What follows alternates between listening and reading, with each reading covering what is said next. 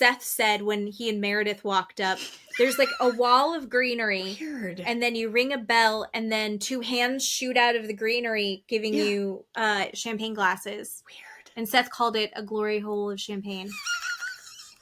Look at Seth. Seth is housewiving better than his wife is right now. It's so weird.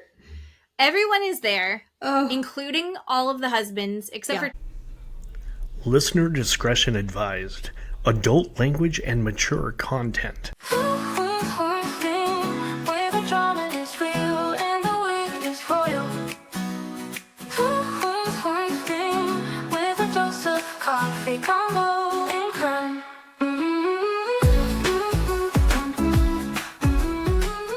Hello, everyone. It is Two Queens, One Screen. I'm Jen. I'm Keely. And we have had... It's been a month. This month for me has been rough for me. I've had a lot of things go wrong. I got COVID. My shoulder stopped working. My air House conditioning fell apart. Yes. My house is falling apart, except for it's not, but it also is. But my kids are really difficult. Yeah. It's just been a month. And I don't know if we've really talked before. Are you into... Our birthdays are close. Yeah. But I'm an Aries. You're a Pisces, right? Yes. Yes. Are you into astrology at all? I am into astrology. I actually got my, your chart read or something like that quite a few years ago when I was married to my first husband. And she told me that I would have a second marriage and I would have 3 kids, which I technically do because my now husband has 2 children and I have 1 from my first marriage. And no, I love it. I was so surprised. I absolutely didn't believe her at the time, but it was super fun. And I really like that stuff. Although I don't know what a lot of it means, like your house is in retrograde or your sun is in Mercury. I don't know what those things mean. So, or like what my house, moon, and stars are. Like, I don't know if I'm full your Pisces. Rising sign versus I don't, your sun sign. Yeah. I don't know that stuff, but I would love to find out. I feel who is it? Allie Luber, right? Vanderpump. She does all of that. Yeah. I would love to get a reading from her. But that would be so cool. I wonder if she's on Cameo. Yeah. Ooh, that would be fun. That's amazing. Anyway, continue your thought. Sorry, I cut you off. No, that's okay. No, that's a really good point. Now I really want to do that. So I don't know too much about it either. Yeah. I know that, I don't know if you know this, Dad and Des got their charts done. I want to get my chart done at some point. Dad and Des got theirs done. Dad's chart is a perfect square. Oh yeah, we talked about that. Where his stars are. And I don't know exactly what that means, but also that sounds exactly correct for my dad. Yes. Like, yes. Yeah. I think we Googled it and it said something along the lines of that equals like a really crazy psychopath kind of a person. He's very intense. He is very intense. I am an Aries, and that means that I really only know what it means to be an Aries because I haven't bothered with anybody else's. Right. But I also know that, and I've looked it up and I can't remember what they are. I think my moon sign is Leo, which I think is also a fire sign. And then my last sign is the other fire sign. So like I'm all fire signs. Wow. Amazing. Which I, again, don't know what that means, but I feel like it means probably something very good. Well, it tracks for you is what I'm going to guess. Just everything's burning down. Not that way. TikTok, the way that the algorithm works, I clicked on a couple of videos, I guess, at some point during my COVID, like my brain stopped working. Yeah. That were about that. And so now most of my feed is astrology. And I get a lot of videos that are people giving, I don't know if they're mediums or they're psychics, they're doing tarot readings, they're doing different things. And I've been getting a lot of like, Aries, it's been a shit month for you. And I go, yes, you get it. They see me. And it's just those recorded videos they're like putting out there, but they're like, things have been really rough. Your house is in Saturn and this everything's in retrograde, and holy cow, all of these things are coming together and it's bad, but don't worry because next month's going to be better. Which I swear to God, I hope so.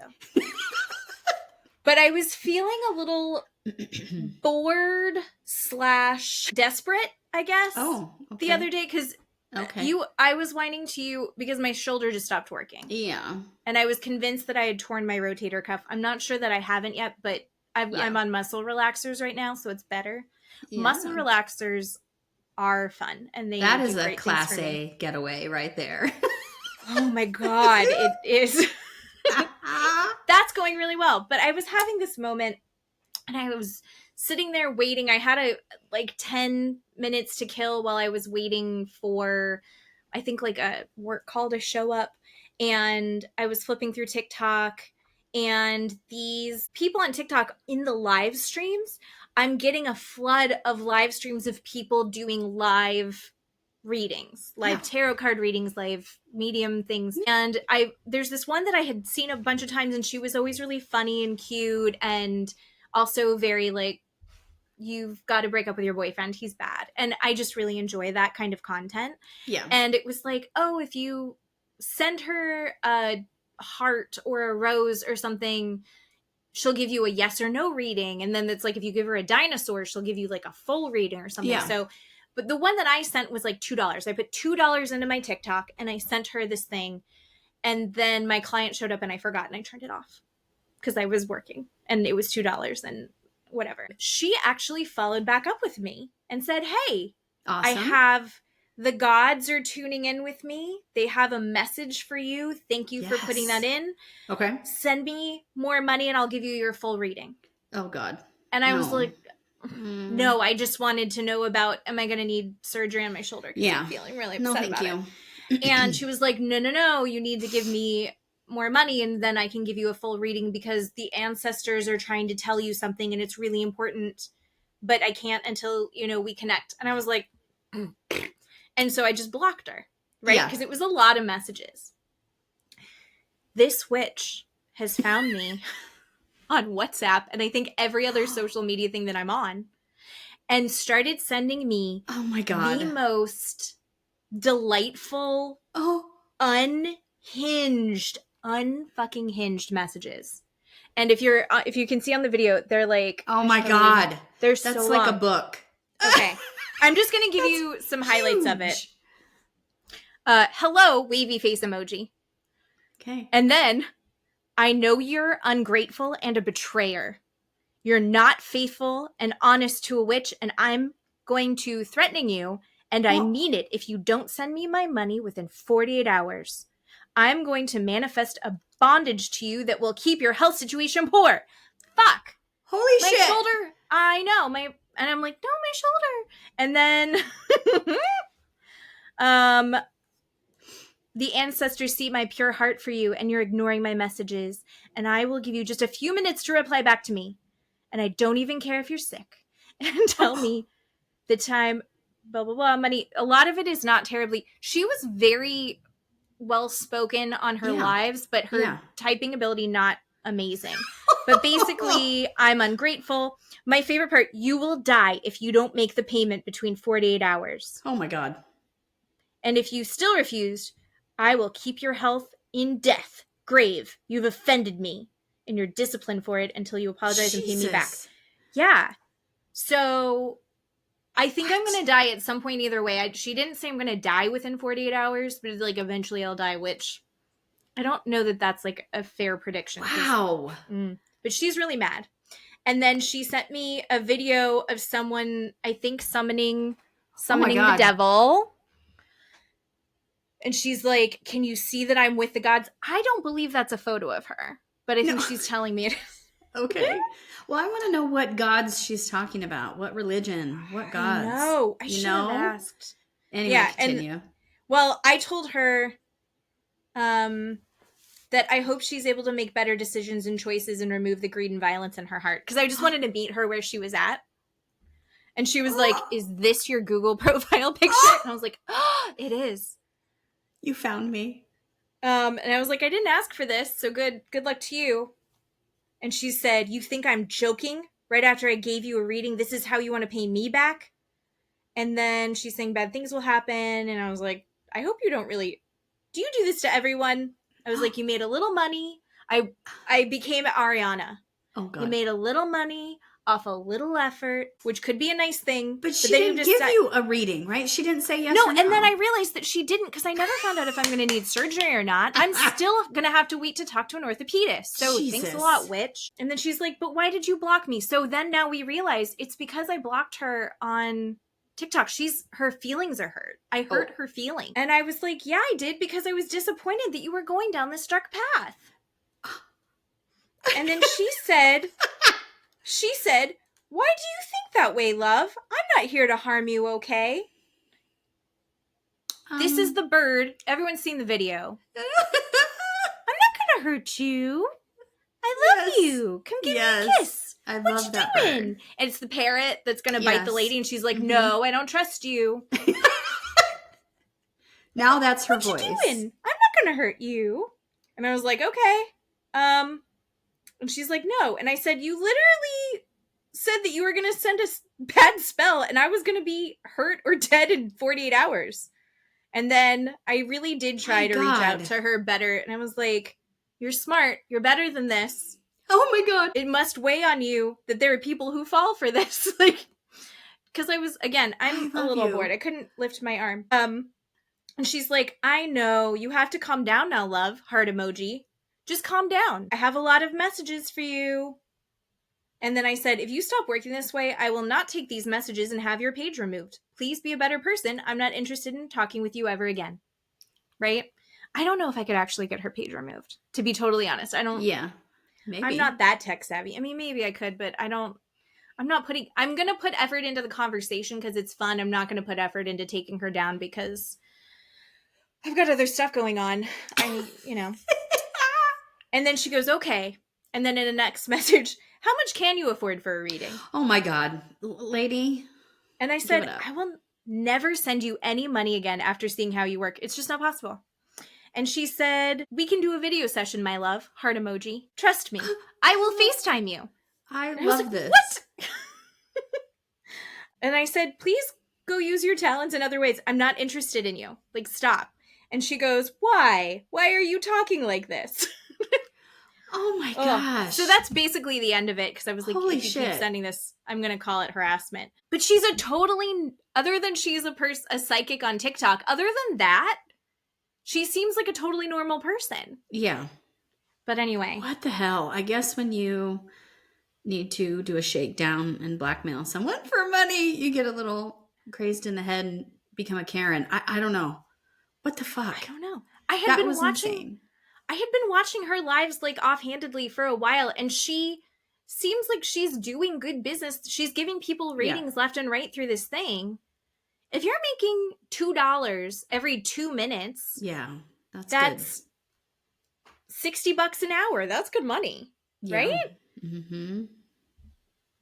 And she's probably making more than that. So I don't know why she had to try and shake me down. Also, do I look like someone that wants to get shaken down in that way? Maybe. Do I? No. You're a fire sign. You're not going to put up with that shit. Bitch. Yeah. Holy crap. I know. So everyone be careful of TikTok witches. And they're real. They are real. But and they can find you. They've got the ability to search on the internet better than I can.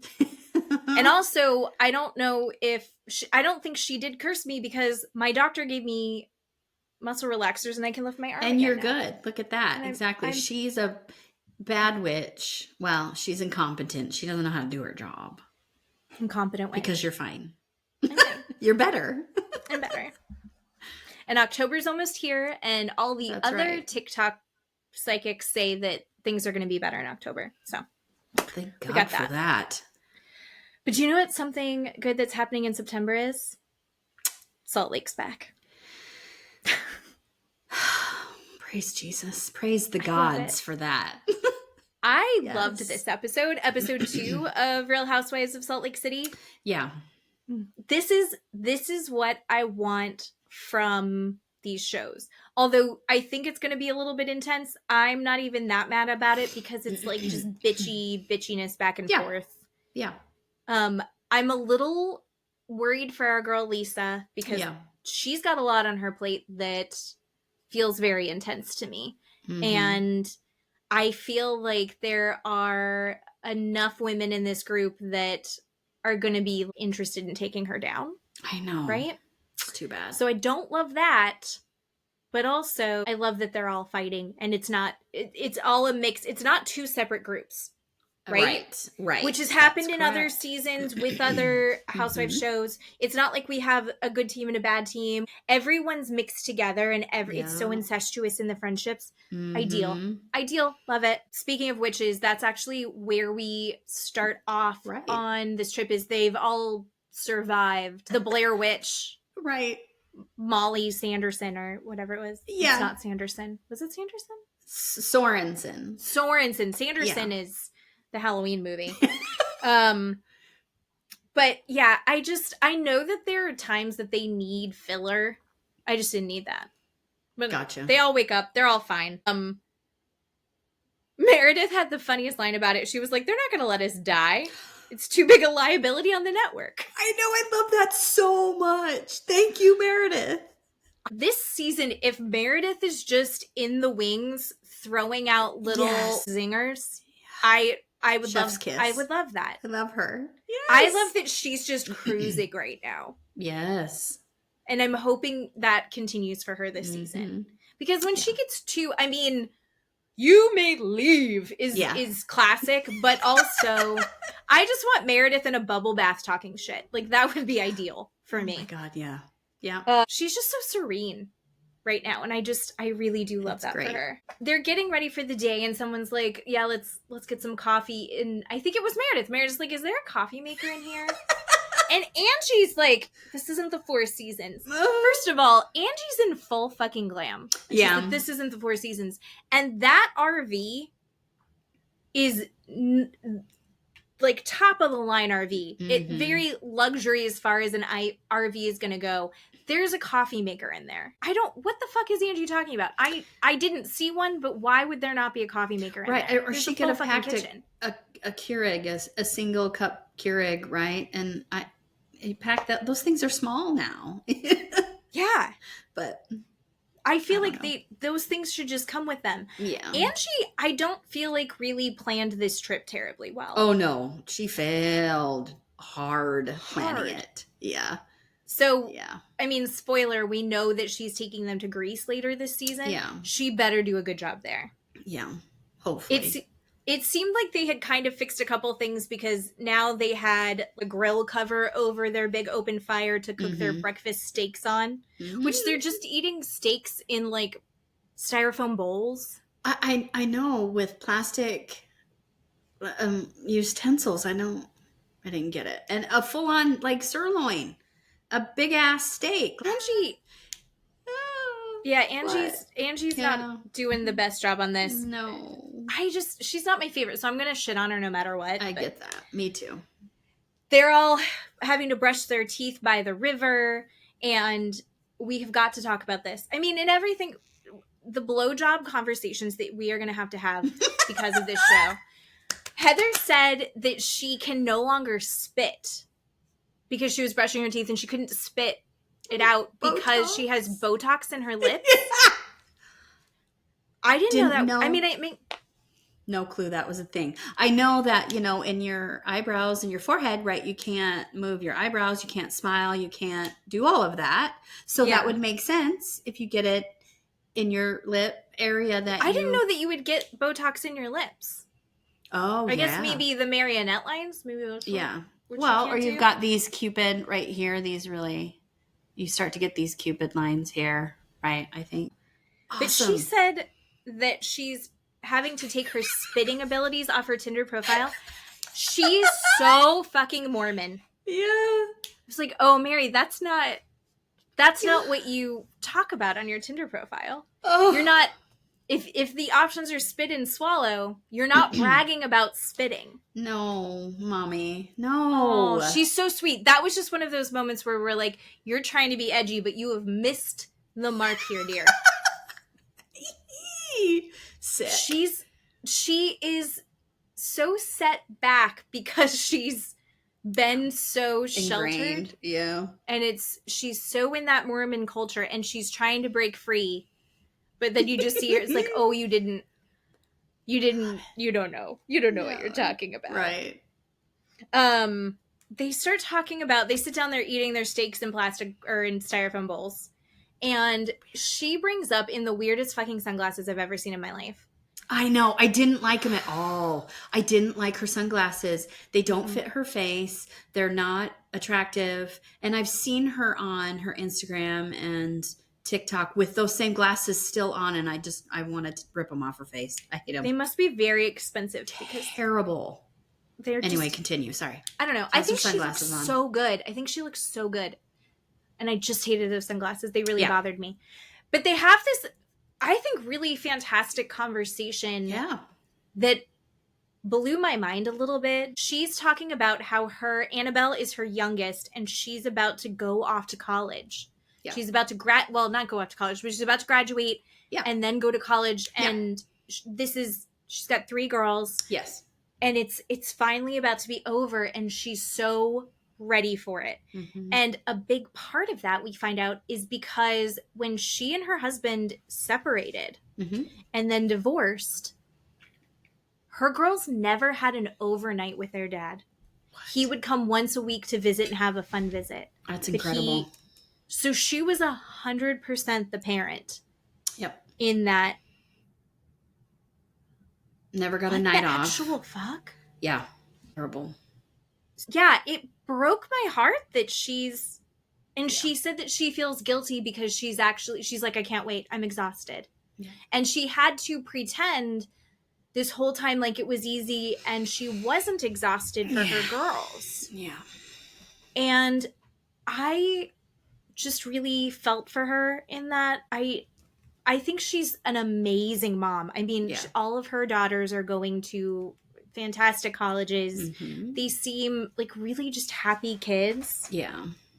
But that's so much on her shoulders. Not to mention she's got a fantastic business. Yeah. She's on Real Housewives. Yeah. I mean, that's a lot for her. I know. I mean, you single mommed it. I did single mom it, and I probably would have gone mentally insane if I wasn't able to drop my daughter off for at least an overnight, let alone a weekend, let alone a week at a time here and there. Mm-hmm.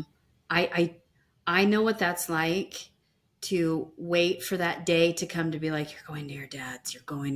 Thank God. Mm-hmm. Thank God.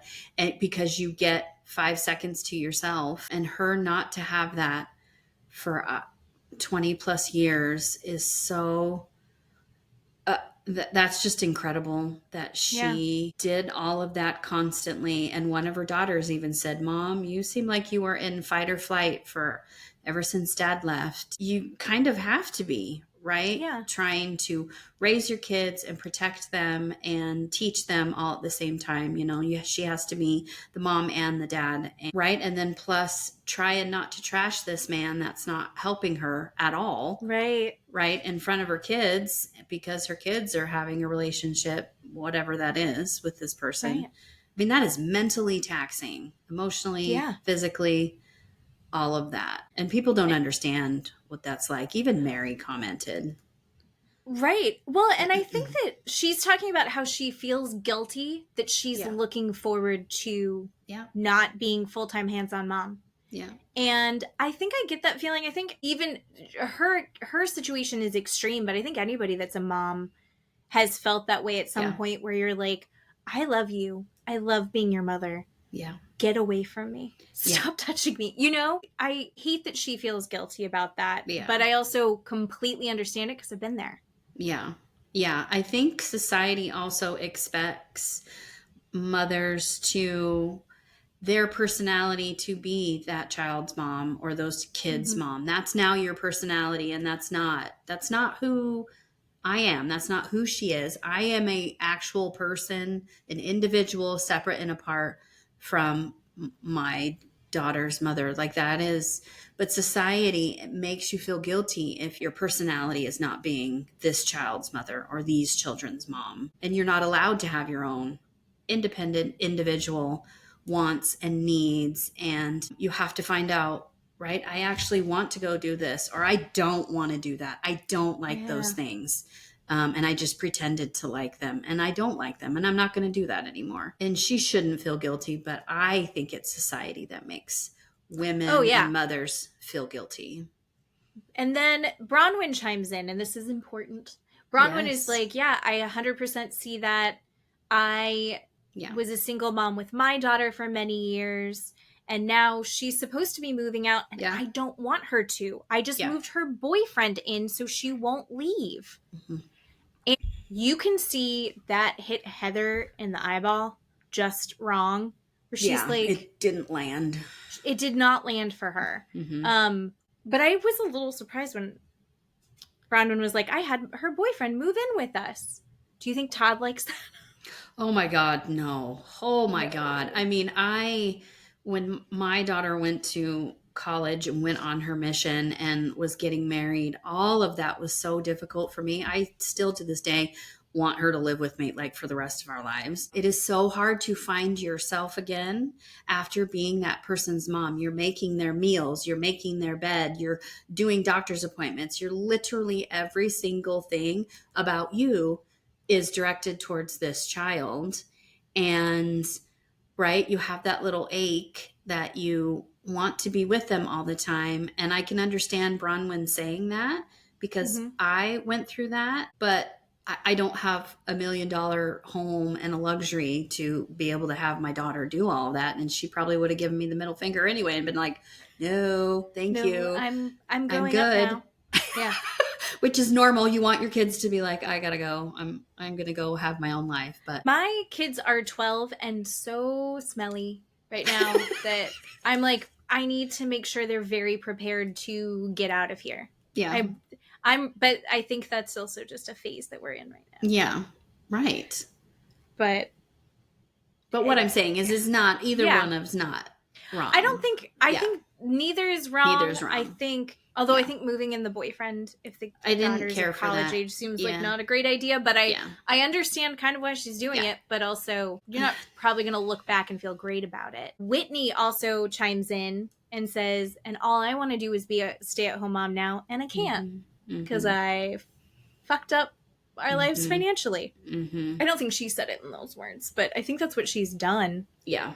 And she's like, I have to go work, but all I want to do is just go back to being home with my kids all the time. Yeah. Yeah. It's just very kind of heartbreaking. She's called it her phase of failure, whatever this phase of failure is. God. I appreciate, Whitney's not always my favorite, but I do appreciate how just laying her cards out on the table she is right now. Yeah. I think it's pretty brave, especially considering how torn apart she was over her business. And like, look at all the shit she's doing. And she's like, yeah, it fucking failed. It's a mess. Yeah. So, and then Whitney asks Mary about Robert Jr. Yeah. So last season, she got him into rehab. They had that incredible, just heartbreaking conversation when he explained to her like what he was doing and what he was going through with his drug addiction. And she said, you had mentioned, she said she only has one kid and she could not have done all of this on her own. Like she needed Robert Sr., her step grandpa that she married, to help her through this. Yeah. And she just really commends the job that Heather has done. Yeah. And I don't think there is anybody in the world that is judging Heather other than Heather. Yeah. I think Heather's putting a lot of that pressure. Heather and that society, that culture that's there, I think puts a lot of pressure on her, but I think she's done an incredible job. We love Heather. Even when Heather's naughty. Even when Heather's Heather. Number one. Heather's number one guy in the group. She Heathered this episode. She Heather's hard. So Heather goes to lunch with Lisa Barlow. Yay. So Lisa Barlow is in this season. Yeah. I saw some rumors online that the reason she wasn't in the first episode was actually because of contract negotiations. Okay, that makes sense. And so she wasn't going to be in the show until, something happened, but they had to start recording. I'm wondering, that does make sense to me. Mm-hmm. And they sit down, and they are sweet close friends now. Like, they have mended. I think Heather had her sing, and Lisa Barlow's like, this is great. We are good. Yeah. And Heather gives her a play-by-play of everything that they talked about on the RV trip. Mm-hmm. And she just goes, Bronwyn was talking shit about you. Yeah. Angie jumped on and piled on about it. Mm-hmm. Mare really didn't say enough about, like, in support of you. Yeah. And I think Meredith did a little bit. Like, she threw it out there a couple times, like a couple words of support, but she was like, part of business is borrowing money. And then she faded back behind Mary. Yeah. I wonder sometimes in that group if it's just worthless to speak up. Do you know what I mean? Like, it's 100%. just, it doesn't really go anywhere and it's not going to mean anything. But unfortunately, your friend thinks, God, thanks for standing up for me. Standing up for me when you didn't. But I kind of also think, like I said, sometimes it's just not plausible to jump in with these people. So one of the things I learned in therapy is saying the thing going to be helpful if you're trying to give it and they're not willing to receive it. Yes, exactly. Then you're just throwing shit at them and they didn't want that. And vice versa. If someone is trying to I think that's exactly what you're saying. But Heather kind of asks if there's, can she explain what is going on with these lawsuits? That'd be helpful. And Lisa basically says they're about nothing. They're getting dismissed. Mm-hmm. They're all fabrication. And then she starts, like, getting so riled up, right? Mm-hmm. She's hurt that the women were talking about her. Yeah. She's hurt that people didn't stand up for her in the way that she wanted. And then she goes, I live a very different life than all of you. I do big things. And you just see Heather go, okay, your life's not that different. I like that Heather was like, your life's not that different than us, babe. I liked that because I don't think so either. But Lisa thinks so. We all know what Lisa thinks of herself, which is up here, top tier, which is okay. Sure. You can think about yourself as top tier. But yeah, I didn't like that comment. No, Heather was like, I'm trying to be on your side right now. Can you shut? Like, you're fucking this up. Yeah. She does say that Meredith was Meredith, and Lisa starts crying. Yeah. And she's like, it's totally fine. I'm fine. And Heather's like, it's okay to have your feelings hurt when your friends have betrayed you. Heather's heathering. Heather is heathering. Just stirring that pot. Yeah. Was Lisa betrayed by any of her friends in this? Well, I think I will stand by what I said last week, where it's a double standard, and Whitney even says that in a part in this episode. I think it's a double standard that nobody's allowed to talk about Whitney's failure in her businesses, private life, whatever. But then Whitney wants to constantly bring up Lisa, throw Lisa under the bus, get everybody riled up about Lisa, and that's okay. Mm-hmm. So I don't know the word betrayed is right. I think a double standard is the right word. I think that there's definitely a lot of just, like, at this point, they would have to go back, past earlier than season 1 to really figure out whose fault it is, because it's just this thing to this thing to this thing to this thing to this thing. Yeah. And this is going to continue forever. Mm-hmm. And it's just whose truce is active at that time. Right. Mm-hmm. Because, who knows? Maybe a few more episodes into this season, Whitney and Lisa will be friends. Sure. No. But we can pretend. Sure. We can pretend. She talks about all these years of sacrificing, like missing out on important events. I don't get that Lisa's sacrificed that much.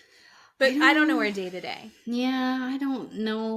When you have glam, and you have, right, probably private school for your kids, and you have all of these things that money can afford. I don't know what she's sacrificing other than maybe she missed basketball game, football game, some event from a school because she was with Ben and Blake. I don't, maybe there was something like that, but that's it. I feel like when she's sacrificing for her brand, which is what she said. Yeah. If you're sacrificing for your brand, I don't know that that's a sacrifice. I think that's a choice that you're making, right? Sure. That's a value that you're placing on one thing over another. Yeah. So I don't knock her for going, I need to go do this event with Ben and Blake or whatever event that it is that she was doing instead of going to my kid's basketball game. Mm-hmm. I think that is a completely fair choice to make. I mean, that's a huge deal. Like, she's doing all that shit in Sundance. Yeah. Yeah, that makes sense. So you're going to miss out on this, but your kid isn't going to, be ruined over you missing out. Because I'm sure she went to other things. She seemed like a really active mom. Yeah, sure. So I don't think she's a bad mom. I just don't think that she's sacrificing the way that she's putting on in this moment. Or the way that she's thinking about it, like maybe you and I would sacrifice, right? Because we don't have however many millions of dollars we get paid a year, right? We don't have that. You're sacrificing, but you have, a $60,000 ring that you accidentally dropped down the toilet. Right. So, and you're going to survive that. And then she also starts, here's the thing. Her inner child is so defensive. She's like, let's dissect everyone. And Heather's like, let's squash it. Let's just have a conversation. We just have to have a conversation. It's going to be fine. Meanwhile, then we also see Whitney and Bronwyn go skiing / snowboarding together. That looks so pretty. Yeah. I want to go. I'm very excited to visit you in Boise and see snow. Bronwyn and Whitney are talking about the trip, and he's so excited. She's like, you guys are my friends, and now you guys are friends, and it's great. And Bronwyn's like, yeah, except for I really offended Heather when I talked about this. It just, I can't say it the way that she wants to hear it. Yeah. And so Whitney gives her the advice, well, you just have to call her on it. Just take it another step. Don't pull back when you think that she's getting irritated. Question her on it. She's going to hear you out. Yeah. I thought was pretty good. And then she starts talking about Lisa and explains more of the Lisa lawsuits, which is that, and I also watched a couple of videos of it online to get a better explainer. Okay. So there's this guy, and this is the guy that there had been the rumor going around that she was blowing a guy for courtside tickets. What was that? Season 1, season 2? Yeah. Like that? Yeah. And apparently this is the same guy. Okay. And nice. He had a business with Lisa or businesses with Lisa. And then at one point things were not going good, but this was years ago that things weren't going good for Lisa. And she had reached out to him and asked him to loan her money. He ends up loaning her money and getting an American Express card with her name on it, but it's backed by him. Yeah. Yeah. And he has these text messages showing the conversations that they had. They didn't have a structured repayment plan for the money that he loaned her and she spent on this Amex. And it was a flexible repayment plan. And then the other little details of it is that in the text messages, it alludes to the fact that she doesn't want John to know about this situation that she has with this guy. Mm-hmm. And according to the laws in Utah, if you are owed money, there's a statute of limitations. He has 4 or 5 years, but he's just missed that by a year. He should have said it last year and he didn't. And so now he's bringing it all up. And so her lawyer is saying, 1, there's no formal contract around this. 2, it was flexible repayment. So she's not defaulting on anything because it's flexible and they didn't have any structure to it. And then 3, you've waited too long to ask for the money back. Yeah. So it doesn't count. So it will probably get dismissed. Yeah. So Lisa technically is correct. Yeah. But all of the little bits of this make her look shady as shit. Sure. It's not great. So if she's freaking out, yeah, I would be freaking out too. But Bronwyn kind of explains all of that, and she's says that this isn't retaliatory, but it kind of is, because she's like, you were looking at how I'm spending my money from my husband, but maybe look at whose Amex you're spending money on. So it's very tit for tat between them. Yeah. We're going to get to it, but Bronwyn, whether or not she's in the right for all of this, she's coming prepared. If she's going to take down Lisa, she's like ready for it. And Whitney's like, yep, eating popcorn. I saw it too. Yeah. She did that to me. Yeah. She's kind of a bitch. I feel like Whitney has learned her place, which is you are not going to be the right person to attack. You are going to fail miserably every time. You cannot win against Lisa, but you can stand next to Bronwyn while she does it. Yeah. Yeah. But anyway, we get to see Mary and Robert Jr. again. It was another rough scene. Discussion. So he's doing better, but he feels like he's in a standstill. He says that he is in a dark place, but he's not in the dark place anymore, but that dark place is still there, kind of next to him. Like he's come out of it, but now he's stuck. Which I think if we haven't been there ourselves, we all know someone who's been there. She's giving him really fantastic advice, and she's telling him he needs to retrain his mindset. He says that he feels isolated because all of his friends did drugs and now he's not around there. So he's looking for other stimuli, which is unhealthy. He said food and drugs, and she panics for a second. Yeah. And it's weed. He's smoking weed. He was smoking weed that day, which he definitely seemed not sober. Correct. As they were having that conversation. She's saying, you were surrounding yourself with these people who are dragging you down. And as you're trying to elevate who you are and move forward and grow, you have to release yourself of these people because they're not helping you. And it's sad. But one of the things that she starts talking about is the fact that she had always been a helicopter mom. And also, I think, a very permissive parent. She didn't say that. I'm using that word. And now she's giving him the space to figure it out on his own.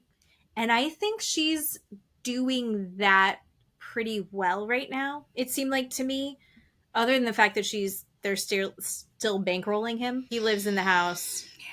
Somehow he's still buying weed. He doesn't have a job. Yeah. She's also saying that she's letting him figure it out. She's not babying him through this. She's not walking him through, dragging him through it. She's like, he has to do this for himself. And I think that has got to be so fucking hard as a parent. I really respected that she's gotten there already. I don't know. Parents that I've seen that have gone through this, sometimes it takes years and years and years before they go, oh, I can't do it all for them. Yeah. I'm not, me wanting it really badly and me doing all the things for them isn't actually going to make anything happen. But I think, I don't want to disparage Mary or say anything bad, but she's making it harder on herself and Robert by him living with her. And I get on its face, all of that. But when you have a drug addict in your family, they have to start another life away from you by themselves on their own to be able to succeed or even have a fraction of success. Because if you're still there, she's probably still some sort of a trigger for him, right? Yeah. And he is probably a trigger for her, right? Being the parent. And when you keep intermingling yourself, it's not going to fully and 100% succeed, meaning he's in treatment or he's in classes or he's sober for X amount of time, right? Consecutively, right? Because he's, like you said, she's bankrolling him. He's still doing drugs. Weed is a drug.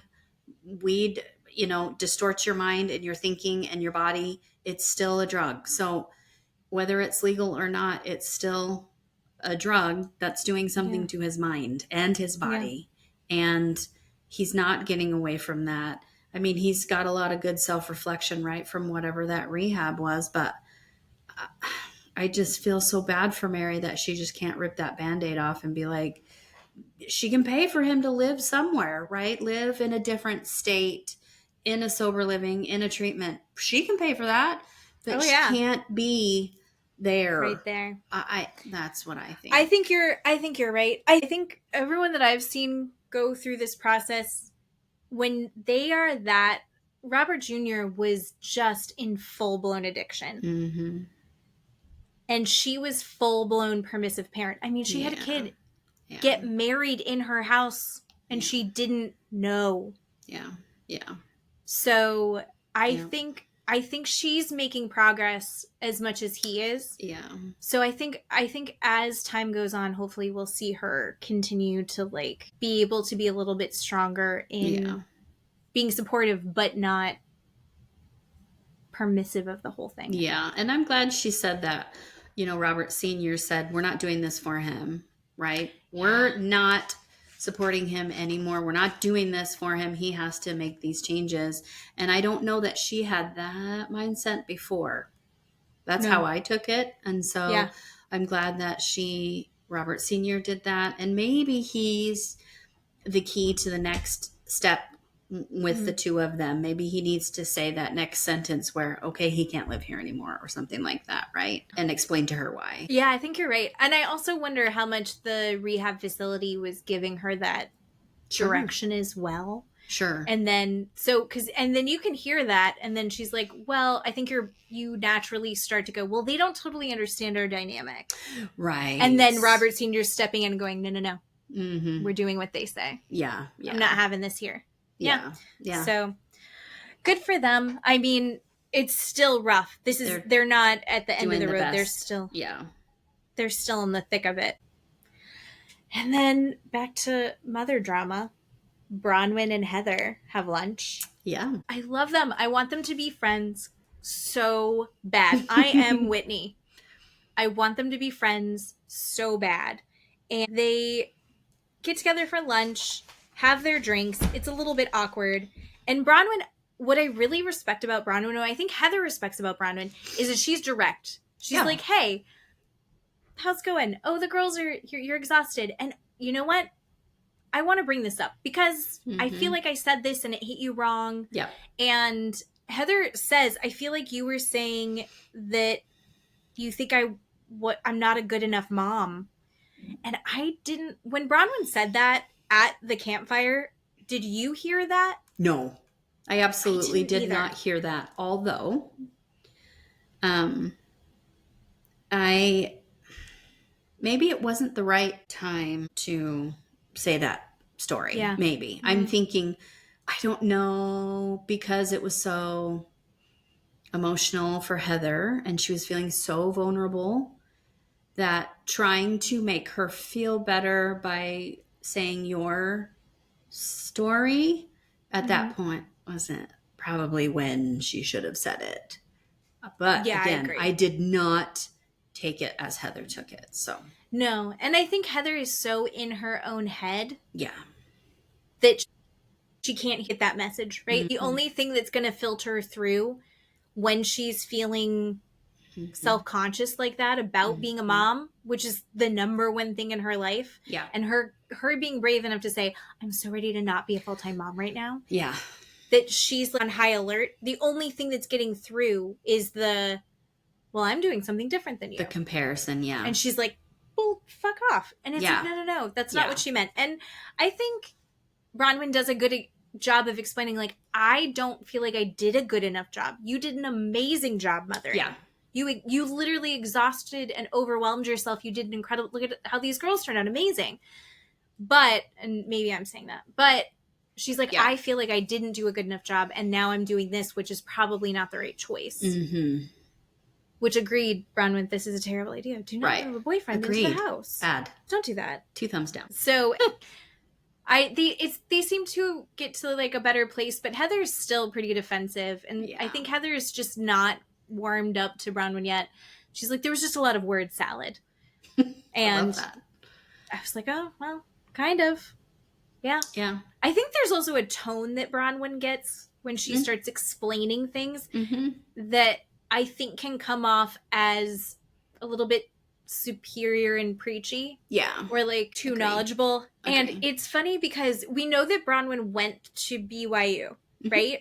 But she got kicked out of school because she got pregnant. Yes. So Lisa Barlow throws out while she was talking to Heather that she didn't even go to college. Well, she did technically go to college. And then she worked in finance and made good money in finance. Yeah. Without a degree. So Bronwyn apparently doesn't have a degree, but I think she's a fairly intelligent person. Oh, yeah. But I think that can come off while she's talking a little... Sure. I get high that. And mighty. Yeah. I get that. Yeah. And then as Heather just had her lunch with Lisa, now she's having it with Bronwyn. She's like, you really went in guns a-blazing. Why did you think that was a good idea? Yeah. Is this all retaliatory? Yeah. And Bronwyn says that she's really just meeting Lisa where she's at. They had the reunion in New York last year, and she's saying that Lisa continues to come after her on social media and in the press, and so she's just meeting her where she's at. Yeah. I think it's retaliatory. Oh, but also, I mean, if Lisa was talking shit about me online, I'd probably be like, bitch, this was in the paper. I don't know that I would do it any different. I would love to say I wouldn't do it any differently than Bronwyn. I wouldn't do it as eloquently as Bronwyn, honestly. Basically, Heather counsels her to say, I think you need to have a conversation about this and squash it. And ideally, don't involve all of us in this. We don't want to be in the middle of all this, which is incorrect. Heather 100% wants to be involved in this. That's why she took it to Lisa. Yeah. But it's cute. It's cute that she, I think, even believes herself when she's saying that. Yeah. So Amy's Saturday social. Amy is what they don't have a socialite circle in Salt Lake City, except for 100% they do. Was the vibe I got. Did you Google this Amy person? I did. No, did you? I did. Tell me about Amy. I did. Amy is a founder and owner of a very lucrative med spa. That's it. Oh. That's it. So she's like a bigger Heather. Correct. That's it. Mm-hmm. Oh. Yeah. Well, Amy looks great. There you go. In this social that she had, it was at their ranch. Mm-hmm. It was gorgeous. Yeah. So beautiful. I mean, the ceiling was awesome. Like, who has a gorgeous ceiling like that? Yeah. And they have the red carpet, and they had as Seth said when he and Meredith walked up, there's like a wall of greenery. Weird. And then you ring a bell, and then two hands shoot out of the greenery, giving you champagne glasses. Weird. And Seth called it a glory hole of champagne. Look at Seth. Seth is housewiving better than his wife is right now. It's so weird. Everyone is there, including all of the husbands, except for Todd. Todd wasn't there. Oh, that's right. Yeah. And even fucking Jared. That's the best. I loved this. Oh, stop. And I want to say, Seth tried really hard to make this a whole thing, but you can't compete with what happened with the women. But we really need to give Seth his due because he starts hammering Jared, and he's like, so you're in love, but you're not madly in love. And Jared's like, no, we're madly in love. He's like, not enough to marry her. And you can see Jared's just like, awesome. And then John jumps in and starts going, oh, so you don't like her that much. What's going on? And messy.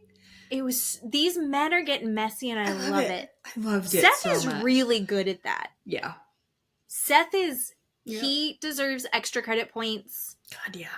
He's my favorite husband right now. Right. He's always going to say something too much. Right? He's always going to say something inappropriate. Yep. He's always going to say something awkward. Yeah. Yeah. He just really drops a turd and runs. You know, that's what he does. He doesn't stick around. He just drops it and leaves. Good for you. Seth tried really hard to give this episode something, and it would have been if it wasn't already something else. Yeah. Which is, they're at this I guess like an afternoon social. Yeah. Which is glamorous. Yeah. Understand. Everyone's drinking. It's a cocktail party, but everyone's in evening wear. Yeah. At like 2 p.m. Right. Okay. Okay. Also, I think Amy, who is the host, her outfit was Mary's confessional outfit with the diamonds. Yeah, yeah. I was like, oh, you both wear it. I love Twins. it. Twinners. Beautiful. But yeah, so they start talking about, there's the Park City OGs there. Heather's like, are any of them single? Heather is like, I told you it was a booby dress. Heather is horny. Yes, my God. She is trying to get laid, but she's always been like this, and this is fun. Pretty great. Horny, drunk Heather is so fun. I love her. Yeah. Good for her. I hope she gets it. All the girls are there. Lisa comes in last. She has this fashionably late entrance that she makes, and she basically is ready to go in guns a-blazing. Mm-hmm. And she feels like these women have no right to say anything because she lives her life in the light. She's open and transparent about everything. Lisa talks to Meredith because she kind of wants to confront her about the fact that she didn't stand up for her. Yeah. And Meredith is like, yeah, a lot happened. And she kind of gives little tidbits here and there, but it kind of seemed like she was like, I wasn't a bad friend in this. And I feel like Lisa goes, okay, you're fine. We are cool. Because Lisa throws a couple people under. And then Brittany shows up. And you and I said last episode, I was like, Brittany said that Lisa's like a sister since when? And they see each other, and apparently they are like sisters. They're so fucking excited to see each other. Brittany is desperate. That's just her in general. Yeah, she drops the one comment that Heather didn't tell her about. Yeah. Ugh. So she immediately tells her that Angie had said that whatever Lisa's in trouble for is similar to what Jen Shaw did, which in the moment, I don't like Angie, but I will give her that she walked it back pretty quickly. She's like, it was a bad joke. I shouldn't have said that. Yeah. It was not a bad joke, but you went too far, but you immediately walked it back. But now she can't because that's getting brought to Lisa. Lisa goes to go confront Angie. Yeah. And Angie had seen everyone's watching each other have conversations from across the room. It was pretty funny. And as things get louder and heated, they just keep editing in people around them scowling and going, what are these trashy women? Yes. And our nice Saturday social, and they're being so loud and fighting. And it just keeps escalating. Yeah. So Lisa goes to Angie and says, do you want to explain to me what's going on? And Angie's like, well, you tell me what Brittany said so I can clean up the mess. Angie talks a big game and acts like she's going to have the fight.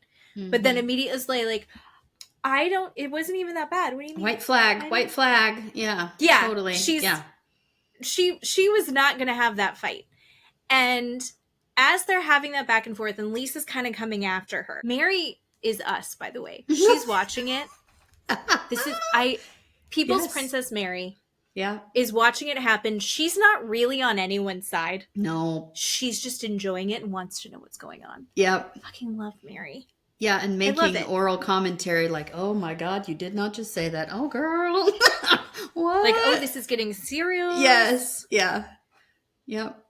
But Lisa, so explain to me what happened. And Angie goes, listen, Bronwyn came with facts and documents, which Bronwyn didn't actually bring any documents. She just brought up that she had seen stuff in the paper. Yeah. But Bronwyn hears her name and goes, this is when I want to come in. I wish Bronwyn hadn't come in at that time. Yeah, me too. Actually, this whole thing was actually magical and exactly why we watched the show. But I wish Bronwyn had waited to at least let Angie and Lisa sort it out between them before jumping in because she interrupted. Yeah. You know? Like, there was some more that could have been hashed out there, so at least that could have been settled before. Yeah. But instead, Bronwyn's like, you're not mad at Angie, you're mad at me for bringing it up. So let's have it. Let's do this fight. Bronwyn came prepared. And Lisa thought that she was prepared and was not, in my opinion. So, because she's like, Bronwyn didn't go to college. She's not a lawyer. She didn't go to law school. She doesn't know what we're talking about. And she's like, no, you're dismissed. Get out of here. We don't need you. And even Meredith's like, this isn't good timing. Meredith saw what happened. And Meredith's like, stop. Not a good time. Just wait a minute. And Bronwyn said no and continued to dive in. Meredith did her best. So again, Meredith is exactly where we want her. Oh my God. They break away to the men and it is so perfect. It's so perfect. I loved it so much. It's very playful. What these guys are doing. It's all in good fun. But they're like, so you're not madly in love with her is my favorite thing. I know. They were just comparing that the women were going fucking nuts and the men are like, so do you love her? Like, I love this so much. Their little like back and forth would be so like what you expect with girl talk, which speaking of girl talk, this conversation takes a direction that I was not expecting. We have talked about locker room talk before and how there's different like versions of it. Yeah. Men's locker room talk. Yeah. I'm trying to think of how to say it. Okay. So Lisa is getting more and more pissed at Bronwyn as Bronwyn's hammering her. Yeah. And Lisa calls Bronwyn a gout dick sucker. Yep. What? And then they break away to Whitney and she goes, I thought gout was in your feet. Whitney was genuinely terrified. She's like, I thought that was in your feet. Oh my God. And then they go back to the fight. They go back to the fight. God. So she's talking about Bronwyn's Amex, right? Bronwyn's Amex. Basically, the story goes, she's like, I made a comment, a joke to Lisa 5 years ago that I needed to get my Amex bill paid, so I needed to distract Todd with I gotta go give him a blowjob. Yeah. And to get him to pay my Amex bill. And it was kind of iconic. She's like, my Amex bill comes in a box, not an envelope. That's how big it is. So sometimes I need to distract him. Yeah. That is girl locker room talk. Right. Like, that's a funny joke. Yeah. I enjoyed that. I loved that. And Lisa repeats gout dick sucker a couple times, which really offends some old men behind them. Yeah. It was very fun. Yeah. And Bronwyn is unfazed. And she looks over at Whitney and goes, do you suck dick? And Whitney goes, yeah, because we all know Whitney definitely does. And she goes, I do too. I enjoy doing that, actually. I like having sex with my husband. I'm unfazed. And then Lisa's like, well, you didn't like him in Mexico. And Bronwyn's like, yeah, I'm married and there's ups and downs. And I think that's just a thing that happens. But we're not talking about that. We're talking about our lawsuits. They just keep having these back and forths of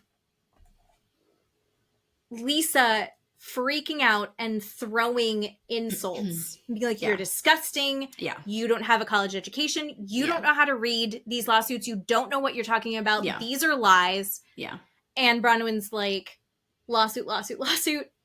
Here's what's going on with it. And honestly, if the lawsuit stuff is true, one, I think it will get dismissed, but two, that does really suck. But it seems like John's still with her, so that hasn't... We'll see how that plays out this season. But then Lisa says to her that I'm going to start a website with all of her lies. Yeah. And then Bronwyn goes, oh, so you're going to retaliate with a negative online campaign? Yeah, you've done that to all of us before. Like, every single thing that Lisa says, she's throwing out defensively / offensively as a way to wage war in this argument. Bronwyn is slapping down over and over and over again. And I don't know if at the end of the season I'm going to be on her side, because clearly, like, you're kicking Lisa when she's down. This is the same thing. We weren't allowed to do this to Whitney. Yeah. But now we're doing it to Lisa. Yeah. The double standard that you're talking about. Yeah. I don't know whose side I'm going to be on at the end of this, but this fight, this battle, Bronwyn fucking killed it. It was such a good argument. And I felt bad for Lisa, but also it was like one of the most well-structured takedowns I've seen in Real Housewives in a long time. Across all seasons, I think. All right, so that's my feelings. You are a Lisa stan. I love Lisa. Yeah. But I'm also a Bronwyn stan. You're not a fan of Bronwyn. How did you feel about the fight? Here's the thing. When you talk about these lawsuits, because that's kind of what I do for a living. Yeah. The first thing I think about, because this is what I'm trained in my job is, why all of the sudden is this person coming forward now? Why now? Do you know why? Because she's on a TV show. Do you know why? Because he wants to be mentioned. It's very shady. It's very cringy, and it's very bad. It's just bad. And so, you see these celebrities that get sued for money, right? Like Cardi B, because they have money, because the other person wants their name in the press and in the news and on social media. And these celebrities have to defend themselves and go, look, this is not how this was. This person is shady. This person is trying to shake me down because I have money and because I'm on a TV show. I think that's kind of what's happening with this person. Whether she did it or not, I think is irrelevant to me. The reason why he's coming forward is relevant to me. And that's what I'm trained to think of in my job, which bothers me a lot. And I think that's where her headspace is too. Well, even Lisa says they don't go after the bottom, they go after the top. Right. Right. She's not wrong. So, yeah. I mean, this loser person, whoever it is, whether she did it again is inconsequential, and whatever the year has lapsed that he should have come forward and filed all this stuff. But he's doing it now on purpose, I think. And again, I'm not a Bronwyn fan, and I don't think I ever will. I like once in a while stuff that she says. I'm unhappy that she went after Lisa so hard in front of everybody in a social setting on purpose, and she just didn't back down. And no, you don't have any empathy for another human being. And then we see a clip for next week where she's talking to Todd saying, what Lisa said to me, I'm really having a hard time dealing with, and it really hurt my feelings. Fuck off, Bronwyn. Of course. You should. You should. But you don't take a step back as a human being and say, yeah, we're going at her a little bit much when we weren't allowed to do that with Whitney. She doesn't have that forethought, and if she does, she doesn't care. And that's why I think she's a snake. She's a snake in the grass. She's a liar. Whether she has good quips or not, I don't really care. But Lisa is so emotional because, right, this is obviously personal to her, and she's doing the best that she can, and obviously she knows it's out there, right? And none of her friends are standing between her and Bronwyn going, stop. No, everyone, it was wild. Everyone just stood there and watched. Meredith tried. Meredith started and went, nope, let's not, Yeah, and then went, I'm not getting in this. I can't. I think that I love Lisa. I do. I just love Lisa. She's so wild to me. And it sucks because she is spiraling out. And unfortunately, she just was not in a place to handle that in a calm way. Yeah. Like, there was no way that she just was not going to. Yeah. If she had the ability, I wish John had stayed with her. You know? I know. If she had the ability to go, I'm not having this conversation. The truth will come out. Yeah. This is all being dismissed. Yeah. I'm not. But instead, she was so in her lizard brain, her fight or flight, that she's just throwing shit everywhere, trying to get some kind of traction. Yeah. And she was unhinged. Yeah. And I was thinking of watching that was with Beverly Hills Housewives with Erica Jane and the whole Tom lawsuit, where every single one of them went after Erica, and they're like, you had to have known. You had to have known. Where's the money? Yeah. Why don't you give back the earrings? Where's the money? And they didn't give her a pause or a second to even attempt to explain in a calm way. And she just attacked them right back because it was so difficult for Erica. And it was really hard to watch that whole year of them just constantly coming after her for what Tom did. And I'm not saying that there's that comparison with Lisa and John. I'm just saying that the friend group went after Erica. These women who I think are typically, Erica, before everything went down, was kind of like one of the richest women in that group. Mm-hmm. And the coolest and the hottest, kind of, right? And then you've got Lisa, who, at least in her own mind, is the richest, coolest, hottest, most powerful, right? Yeah, true. And then we have these women backed into a corner. Yeah. And they are freaking the fuck out. And they lash out. I mean, Erica, that season, she was savage. And I think that we're going to watch Lisa do the same thing because things are falling apart. She's getting seen in this light. I will say, she did go after Bronwyn. She wasn't sweet or nice on the internet. She didn't back off. She just kept going. So Bronwyn's like, all right, let's go, bitch. Yeah.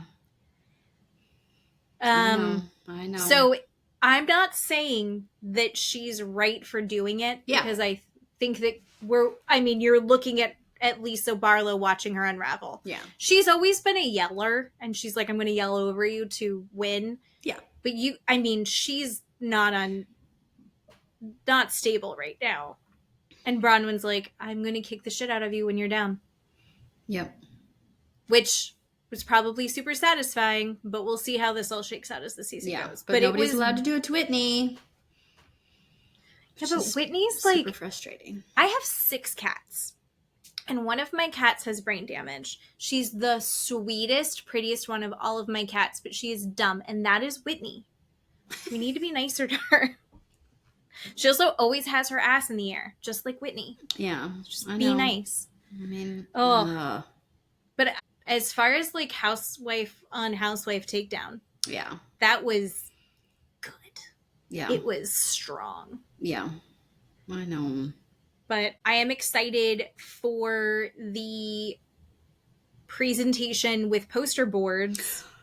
What was that Lisa will have about the court cases for everyone. What? We're all just in a conference room and we've all made, what are those called? Those boards that before you read, what the heck is that word? Do you know what I'm saying? When they read up the storyboard. The storyboard. Yeah. They all have a storyboard. What? She's got like a science project poster. Here's all of them. They're all dismissed. And she's in a cowboy hat. Right. Why? Oh, thank you. I can't wait. Thank you, Lisa Barlow. I'm not going to ever, even when Lisa Barlow's wrong, I'm going to watch it. I love it. Yeah. I love her. I love watching her. Yeah. So, exciting. It's going to be good. Mm-hmm. I'm excited for next week. This week. So, I don't know. Does it fall into true crime?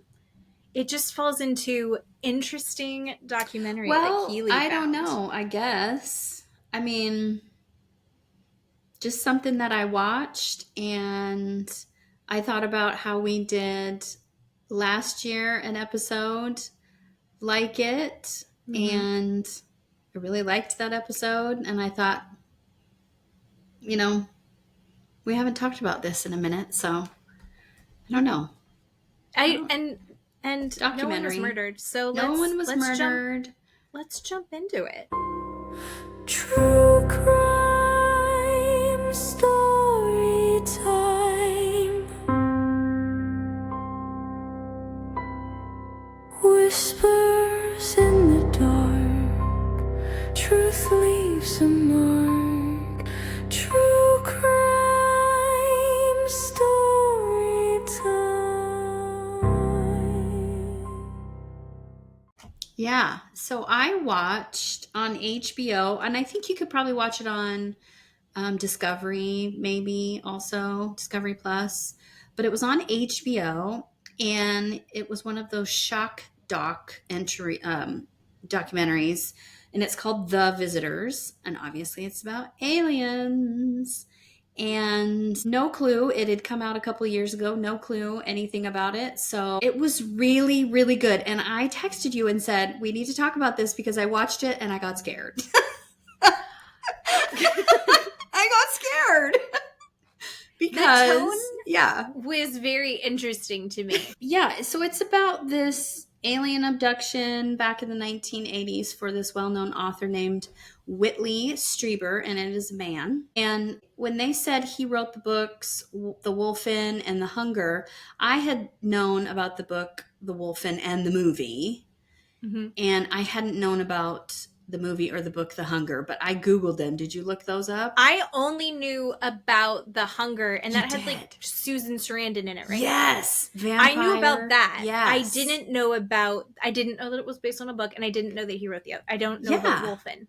So yeah, he's kind of a horror writer. Wolfen is about a pack of werewolves, and then the other one was about vampires. The show starts out with this incredible audio taping of him being under hypnosis. And have you ever seen the movie The Fourth Kind? It has Close Encounters? No. Mila Jovovich in it. It's called The Fourth Kind, not The Third Kind, The Fourth Kind. So that came out a couple years ago also. It was kind of this mockumentary. They pretended it was real, but it's not, in Nome, Alaska. And she's a therapist. And so she starts to have these clients, these patients come in saying, I can't sleep at night. I feel like there's an owl in my room. And then my wife finds me screaming and I don't know what's going on. So she puts them under hypnosis. Then they're basically telling her that they've been abducted by aliens through this hypnosis session. And it's very good. I recommend it. You should watch it. Anyway, so it kind of maybe is based on this story. I don't have any idea. Maybe. But when I'm talking about the audio recording of Whitley being under hypnosis in the movie with Mila Jovovich, the screaming that these people do are just exactly like the screaming that this man does. It is visceral. It is gut-wrenching. You can feel it in your body when you're listening to him being under hypnosis and he's screaming, they're there, they're here. I don't want him there, right? I'm scared. And he's crying. And it's very emotional to listen to this hypnosis recording. And he even says, in the beginning, this is not for children.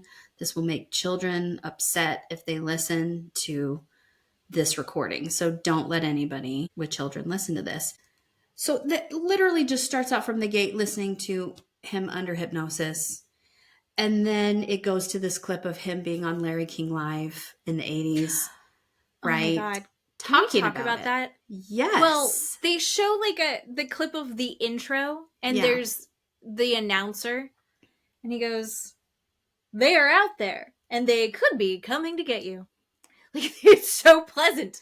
It's like, that's fucking terrifying. Right. No, I don't think so. And Larry King's just going to make fun of him, right? That's what they do. And I feel bad. But, he's talking to Whitley and it's in the 80s. And, Larry King obviously is alive, 1, 2, and has dark hair, 3, right? 1986. Yeah. And so Larry says, okay, will you just tell us how this whole thing started? He wrote a book. Whitley wrote a book named Communion about his alien abduction in 1985, and that's why he's on Larry King. But Larry says, for anybody who doesn't know what happened, will you tell us what happened? And so Whitley says, yeah, it was Christmas Day, 1985. My wife and my young son and myself are driving up to upstate New York to a cabin that we have. And it's a beautiful day and everything just couldn't be more lovely. It's snowing. It's wonderful. The cabin up there is a little bit isolated in the woods. Nobody's around and they're just going to have some beautiful family time. But then he says, and then it just ended. He went to sleep and we go back to listening to his audio recording under hypnosis. And he's again screaming, they're here. I see them. I hear them. He says, they're standing at the door. He's in his room asleep. And he says, they're standing beside my bed. And I see a face, but it has a mask on it with 2 eye holes. And he says he's terrified and he's scared, but he can't move. And he's laying in bed watching this thing next to him. And he says then a group of them all of a sudden come at him. And then he ends up outside. So he was in his room. Now he's outside in his yard, in his backyard on a cot.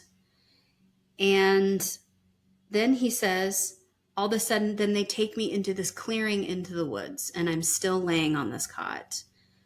And he said, I'm sitting inside this circle in the snow.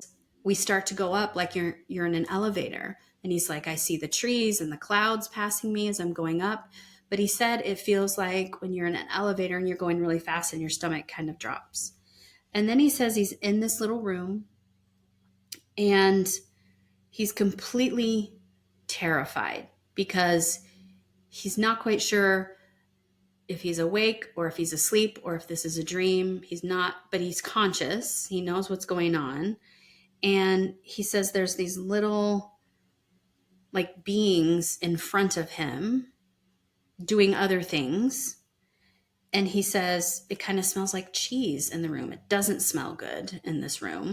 Now there's this taller figure, this kind of willowy figure. He thinks this person or this thing is the leader, but he also gets the idea that this thing is a female entity or something. And so he says, I ask this female figure, are you old? And she says, yes, I'm old. And he says, I start to look at her really, really close. And he says that this figure puts her cheek up next to his face.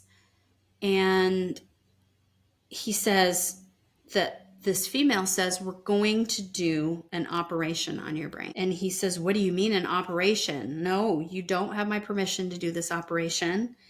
And you absolutely have no right. And she says, we do have a right to do this operation. He says, he's thinking to himself, I'm trying to wake up. I'm trying to wake up.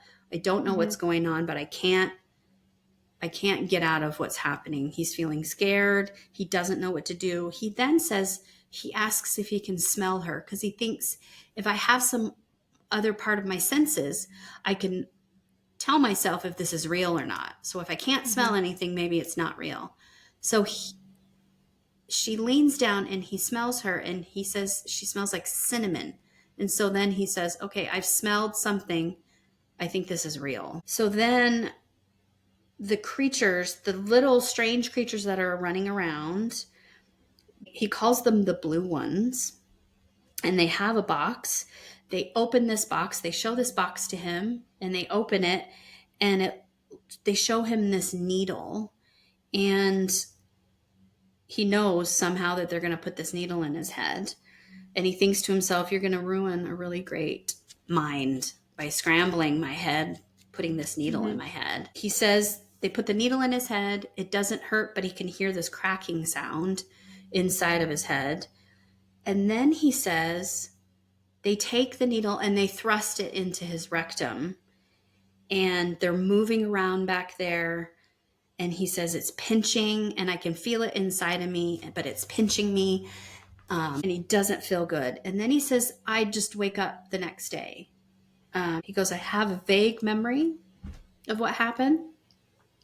But he goes, I'm not really sure if it was real or what was going on. So he kind of thinks he's crazy. He just tries to remember. And he says, all I remember are these big black eyes. He thinks that maybe an owl got into his bedroom last night because he's really trying hard to remember what happened and he just can't. So he tells his wife, I think an owl came in the room last night. She looks at him like he's absolutely out of his mind. No, there wasn't an owl in here last night. He also sees that he has a red mark on the side of his head. So he's thinking, okay, well, right, I have this red mark. He starts to remember somebody putting a needle in his head. And he's not quite sure what to do. He's really, really scared. He doesn't tell anyone. He doesn't tell his wife. He doesn't tell anyone what happened. his wife comes on and says, we were a really happy couple. We did a lot of things together. And then all of a sudden he changed. There was something going on, and he seemed disturbed and agitated and angry all the time. Yeah. So Whitley says, I just can't get it out of my mind. So I end up going to see a medical doctor. He goes to a doctor. Kudos to him, because doctors are going to look at you and go, you are fucking nuts. They're going to immediately put you in a mental institution, right? But good for him to trust his doctor. So he goes to the doctor and he says, I think something happened. Will you give me an exam?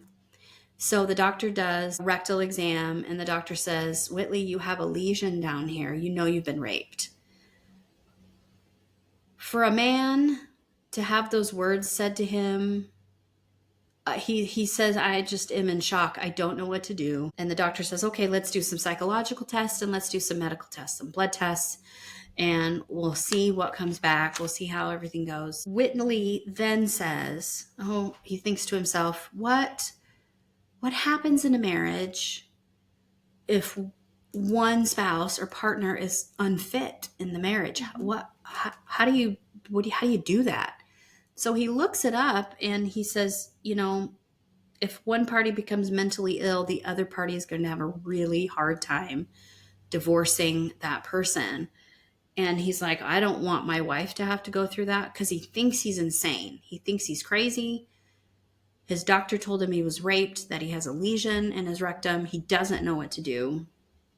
So he starts to pick fights with his wife on purpose, and she will get so mad at these fights, and then he will launch back at her, why don't you just divorce me? Just leave me. Just divorce me. Just leave me. And this is just out of nowhere. Out of nowhere. He's acting like this. Yeah. She has no idea what's happening. So Whitley finally, all the tests come back normal. The psychological tests, medical tests, everything comes back normal. So Whitley says, I need to tell somebody what happened. So he picks a male friend named Timothy. He calls Timothy, goes over to Timothy's house, and tells him what happened. He tells him the real story. And his friend says, I'm not sure what to believe, because my friend is telling me a story that I can tell he believes. This thing happened to him. And so I'm looking at my friend going, okay, I know you believe this happened to you. You need to tell your wife. If you believe it this much, you need to tell Annie what's going on. Tell your wife. So he says, I finally do. I finally tell her, let's have a discussion one evening. And his poor wife is thinking he's going to say, I want a divorce. It's over. Yeah. We're done, because of all the fighting and all the arguments that they've had. And she's not quite sure what's going on, because he's acting differently. And Whitley tells her the whole story, about these things being in the bedroom, going outside in the cot, being taken up into this room, having the needle put in his head, put in his rectum. And her response is, oh, thank God you don't want a divorce. What? I love her so much. I love this woman so much. It kind of blew my mind. She was like, oh, yes. I was so relieved. I was so relieved when you told me that.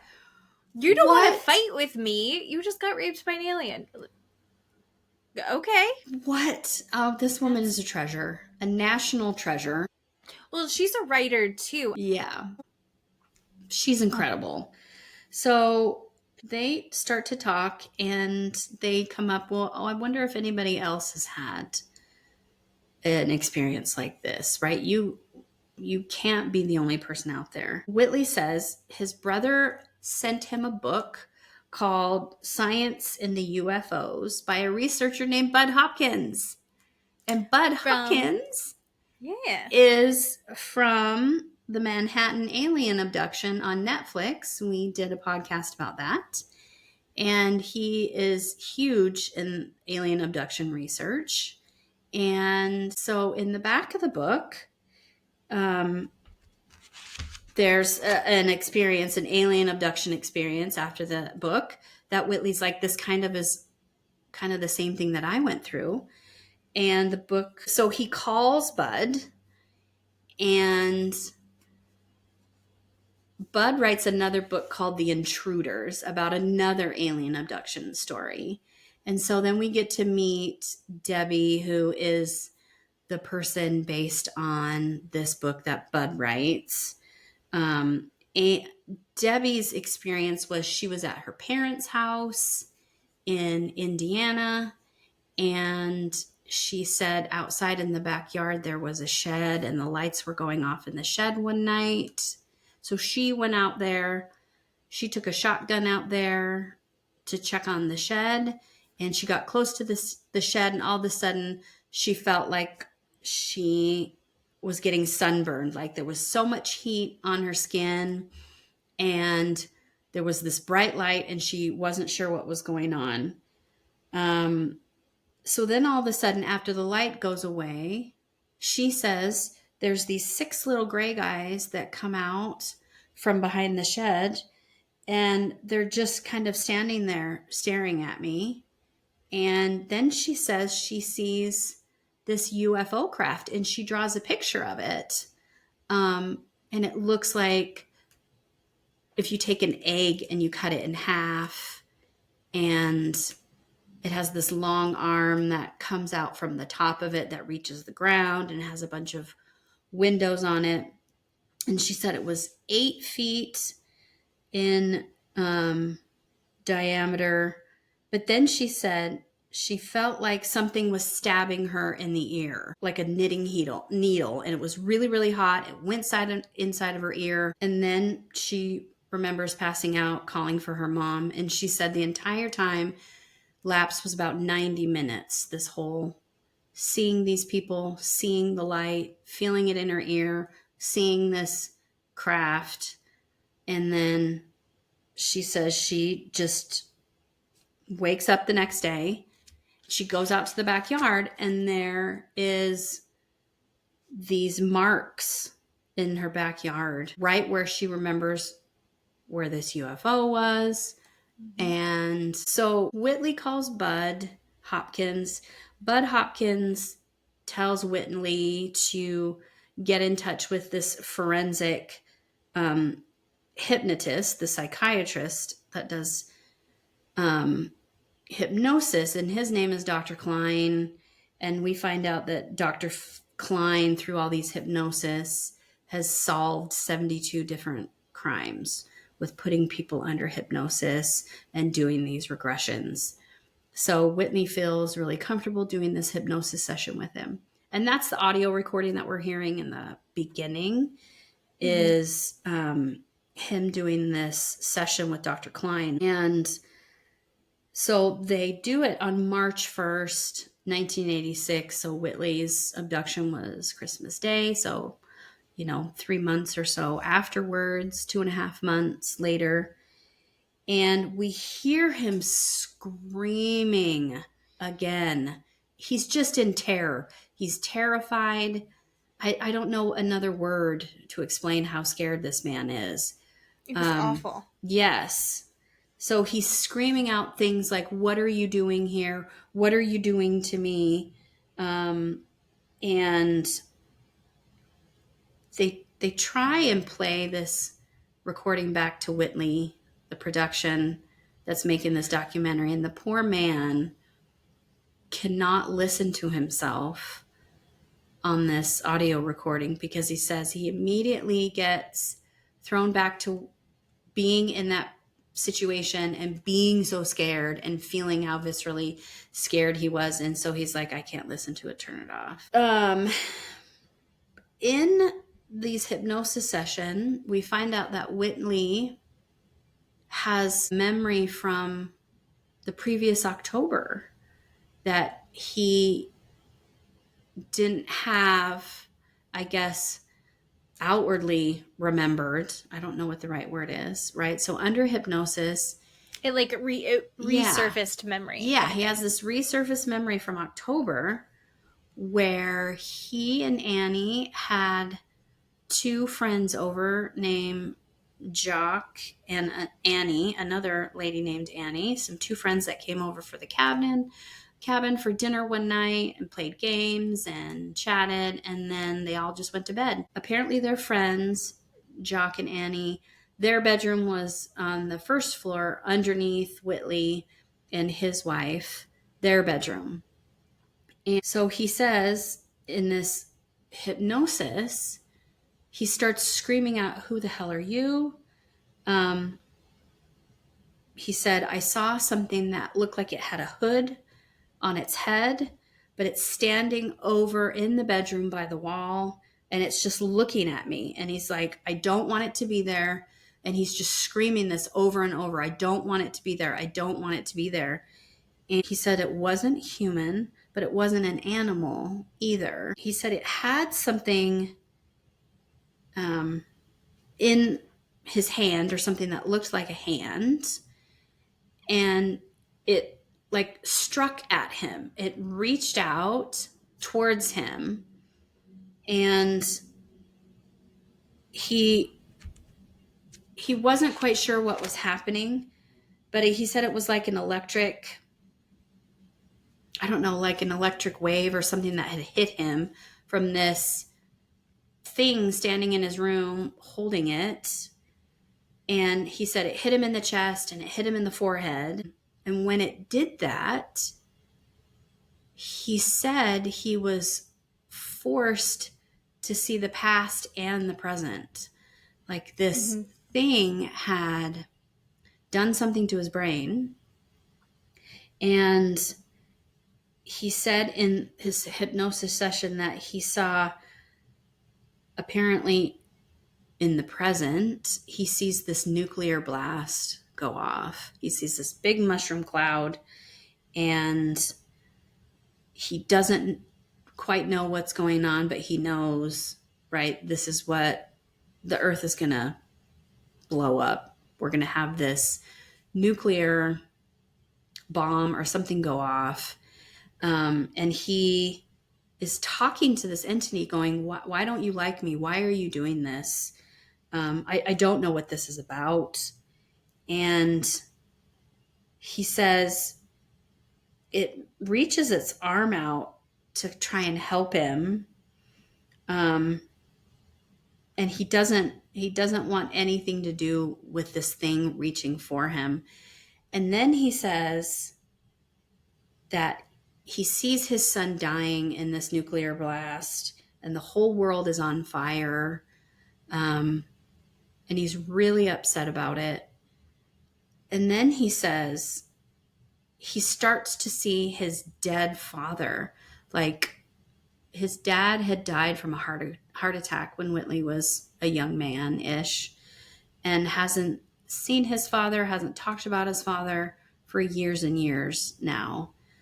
But now he's having visions of his father, and he's talking to his father in this hypno session saying, you know, I didn't know you. I'm sorry you died from a heart attack.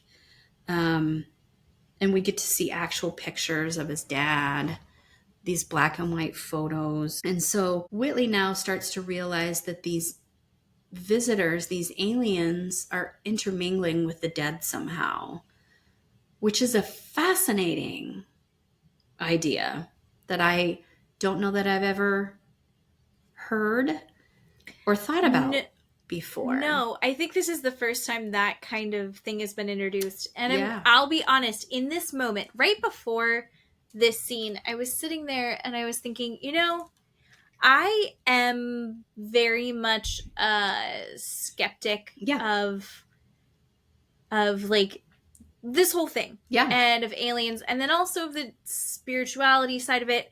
But I would also say more recently, I mean, as I get older, I'm more open to more things. Like, not necessarily that I believe them, but more that I'm not just immediately denying. Like, no. Yeah. But in the big scheme of things, if I'm to think about it, I would say I think that reasonably, logically, I would say aliens exist sooner than I would be like ghosts exist. Yeah. Right? But in my day-to-day life, conversationally, and like just through, grandma died last year. Yeah. So we've had more and more conversations about the afterlife and conversations with our family about things like that. So, and I would say I've been more open to that realm of things, when logically I could see aliens happening sooner than I could be like, there's another plane of existence. But then I've been dismissive of one and very accepting of the other. And then in this thing, they tie it together in a way that I was like, well, that's really interesting. Yeah. The guy from Blink-182, I think, said that alien spacecrafts and things like that are actually traveling through time, and they're just humans traveling through time, and that's what he thinks. Yeah. That's one of the things I've heard before. And so I feel like this is just another version of that theory. Yeah. Which I thought was interesting. No, I can completely get behind that. I totally get that. So this experience, he finds out, is October 4th of 85. And he had the one that he wrote the book on, Christmas Day of 1985. And so he asks his wife, did you hear or see anything that day in October, or that night when I was in bed? And she said, I didn't hear or see anything that night. So then Whitley very carefully and graciously goes to his friends, Jacques and Annie, and says, would you be willing to be put under hypnosis? But he doesn't tell them why. And they're like, hey, why not? Sure. Totally. So they're both put under hypnosis, and it comes out that they have remembered either seeing something or hearing something that night in October, where Jacques said he saw a flash of lights, and Annie said she heard noises from their bedroom above them and people like walking back and forth. So she heard footsteps. And the creepiest part of that, where she was like, I don't know if it was walking on two legs or more. Yeah. Yeah. And so Whitley hears this and he was like, okay, now I know I'm not crazy. They at least heard or saw something that same night. And so he gets together with a police sketch artist to make an image of what he saw with the dark eyes and the mask, which comes out as the cover for his book, The Communion, which we find out in the 80s, there really was no image. Nobody was talking about aliens. Nobody was talking about being abducted by aliens. And so his image becomes really the first image that we see in society of what aliens look like. Just that classic alien face. Right. And it's on all the stickers. Right. And like bongs in the side of vans. Sure. 90s t-shirts. Yeah. And so Annie convinces him to write this book and write down his story. And Whitley's like, I know people aren't going to believe me. And she says, we don't care. We want to see if anybody else has had this experience. And he writes this book, and they say he has the experience, writes the book, and gets it published all within a year, which is incredible. Yeah. And the book becomes an instant bestseller on the New York bestseller list. And people then start to say, well, if they were real, why wouldn't they land on the White House and just show us who they are? Mm-hmm. And other people say, because we're not ready for that, because we can't handle it, because humans are flawed and emotional and just stupid. So we can't handle the fact that them just showing up one day. That's why they don't do it. And so his book becomes this instant hit. That's why he's on Larry King to talk about it. And people look at that image and they just buy the book. They read the book, and we find out thousands of people have had some sort of alien encounter, whether it's just driving down the street and they look up in the sky and they see something like a UFO, or they literally have had something in their home, in their bedroom, or they've been abducted. And so his career takes off really well with the book. And Annie says, his wife, my husband put our address in the back of the book for people to write and say, yes, I've had this experience. I don't feel so alone anymore. And they go to the post office, but they get so many thousands and thousands of letters at the post office. The post office is like, we're taking this to your house. You may not use the post office anymore. So they have... keep it here. There's too much. There's too much. So they have all of these letters. These postmen show up at their houses with 3 huge bags, thousands and thousands of letters. They dump on their lawn, on their front room floor. And people are saying, thank you for writing this down, or I respect you, or I'm a sane and normal person too, but I've had this happen to me. So they start literally reading through 500,000 letters that they get from people all over the place. They get one letter from a lady named Lori Barnes, who had an encounter in the 50s when she was pregnant and her husband played the piano and was gone one night at a gig, and she's asleep. And she said that she heard this noise, and all of a sudden there were 3 little beings rushing into her room. And she said they stood at the foot of her bed and they just looked at her. She's the cutest little lady. Anyway, she said so cute. The third one comes closer to her, and she said his skin was sort of gray, but he was just terribly ugly. She said it so eloquently and so beautifully. He was just terribly ugly. And this thing says, you don't have to be afraid of us. We're not going to hurt you. We are just interested in the little girl that you're carrying. And side note, I was super disturbed at that sentence, because why do they want to kidnap this baby? Are they going to come after her? Why would they say we're really interested in this baby? Or is it just so benign that they're like, we've never seen a pregnant person before, Yeah. I don't know. Anyway, she said they told her, you're carrying this little girl. And she said back in the 50s, we didn't know what we were having. There was no sonograms. There's no ultrasounds. People don't do that. I had no idea. I'm not even that old, and they didn't know that I was going to be a girl. Yeah. So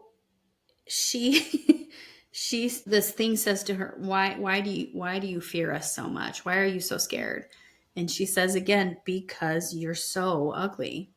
And this thing says to her, my dear, one day you will look just like us.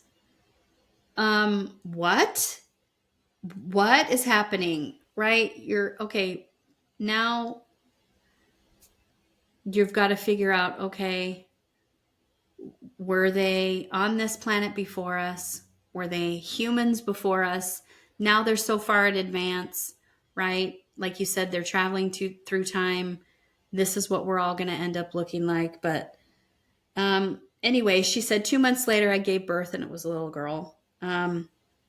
So Whitley and his wife are so fascinated by this story. They call her and she goes to meet with them in person and ends up, being a secretary and a helper for his wife. So cute. It's super cute to read all of these letters. Whitley's wife is the most supportive wife in the world. Oh my God. Again, a national treasure that I don't know that a spouse, male or female, would say. I don't know. I think if Matt was like, I got abducted by aliens. I don't want a divorce. There's aliens involved. I don't know that I would be like, oh my God, write a book about it. No. That sounds great. Good job. It would be like, deep, deep, deep, 911. I need an ambulance and a straitjacket, right? I know. Yeah.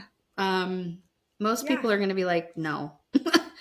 They tell us that they still have all the original letters and they are housed at Rice University, which is fascinating. I love that they still have all these people's letters.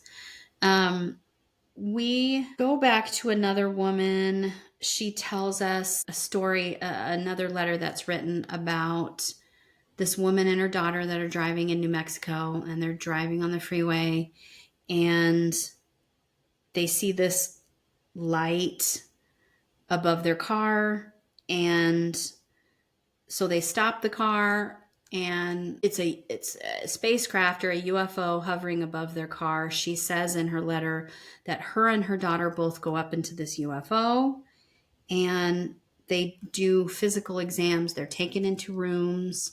They do physical exams on both her and her daughter, medical exams. And the beings tell the mom that they're from another world, and that they tell the mom that the mom is a member of their family. Wait, what? I don't know what that means. I am just scared for this lady. Like, listening to some other worldly thing going, yeah, you're my Aunt Tilly. We're related. What? We know each other. I don't know. She said after the exams, they find themselves back into the car.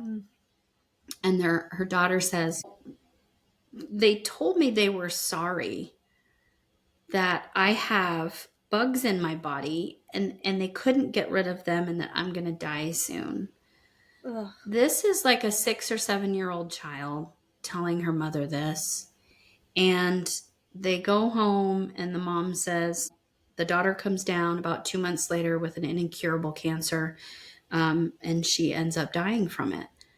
So those are the kind of stories that are being written to Whitley. So then they start to say, we wonder if it's about the place or about the person specifically, or even the family, because this being represented to this woman, you're a part of our family. So they start to think, well, is there any generational connection with Whitley and his family?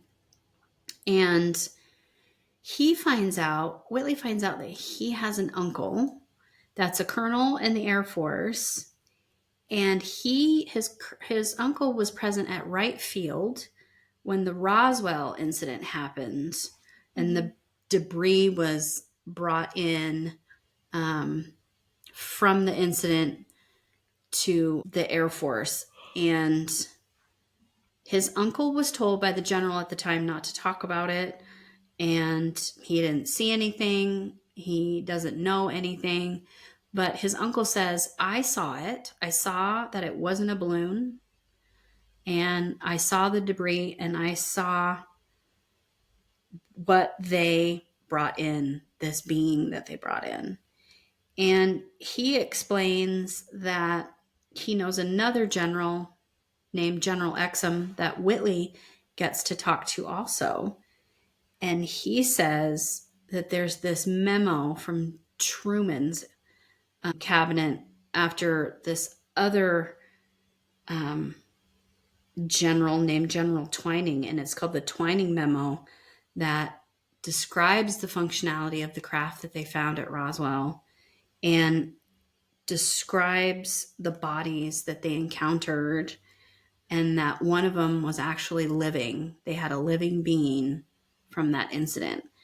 And so Whitley now says, okay, I think they're targeting my family. Like it's a family specific thing, maybe not a location situation. So he then says, my wife really wants to go back to the cabin.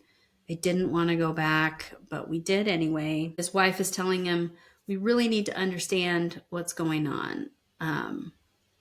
So we need to go back. So he says, my son is young at the time. I was really afraid for my son. He said, I was so upset and so afraid that I would sit outside his bedroom at night with a shotgun because I didn't want him to go through what I'd gone through. I found super interesting because there was this dynamic of like, the book is called Communion, which the meeting him and these aliens, and then also it then becomes this kind of galvanizing thing for all of these people who have had these similar experiences. So they're all able to connect it this way as well.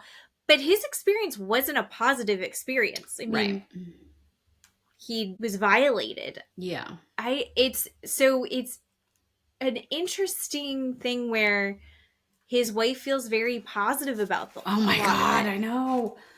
In this way that he's like traumatized. Mm-hmm. So that part was very confusing to me. Yeah. And I wonder, I would think most likely trying to keep, by being so positive, trying to keep Whitley down here on Earth, right? And not spiraling, going off into God knows where. Because your mental state and your emotional state can just be like, we're not dealing with this. We're not processing it. We're not coping with it. And we're out. And so maybe she's being so positive to try and keep him grounded. Let's just look at what's going on. Let's read all these other letters. You're not crazy. You're not crazy. You're not crazy, kind of a thing. That's what I gleaned from that. But he said one night when he was there, after they went back to the cabin, he woke up suddenly at 3:00 in the morning, and he ran downstairs to his son's room, and his son was gone. So he ran outside, and he went to the backyard, and he said he saw this huge craft above the tree line in the woods, and he gets really, really upset because he knows they've taken his son. I don't know.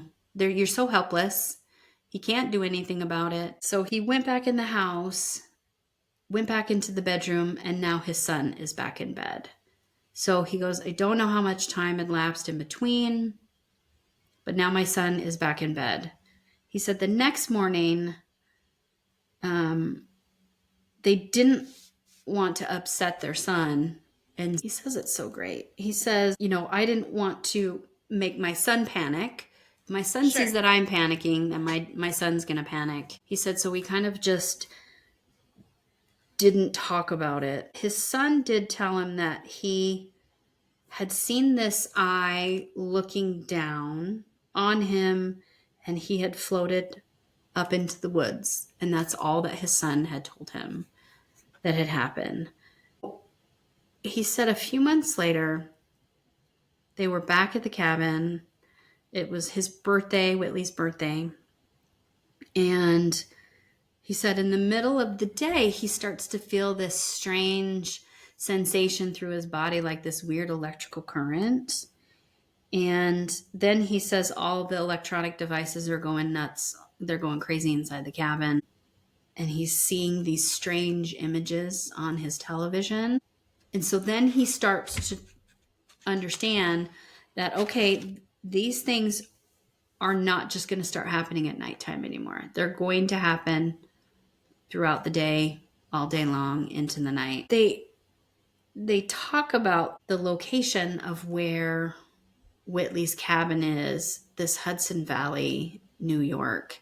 And for some reason, they've had thousands and thousands of sightings of UFOs, specifically in the 80s. We get to see a couple of people that saw a UFO when they're on the freeway, and he said the freeway was completely stopped, and there were hundreds of people get out of their car and looking up into the sky, seeing these big lights.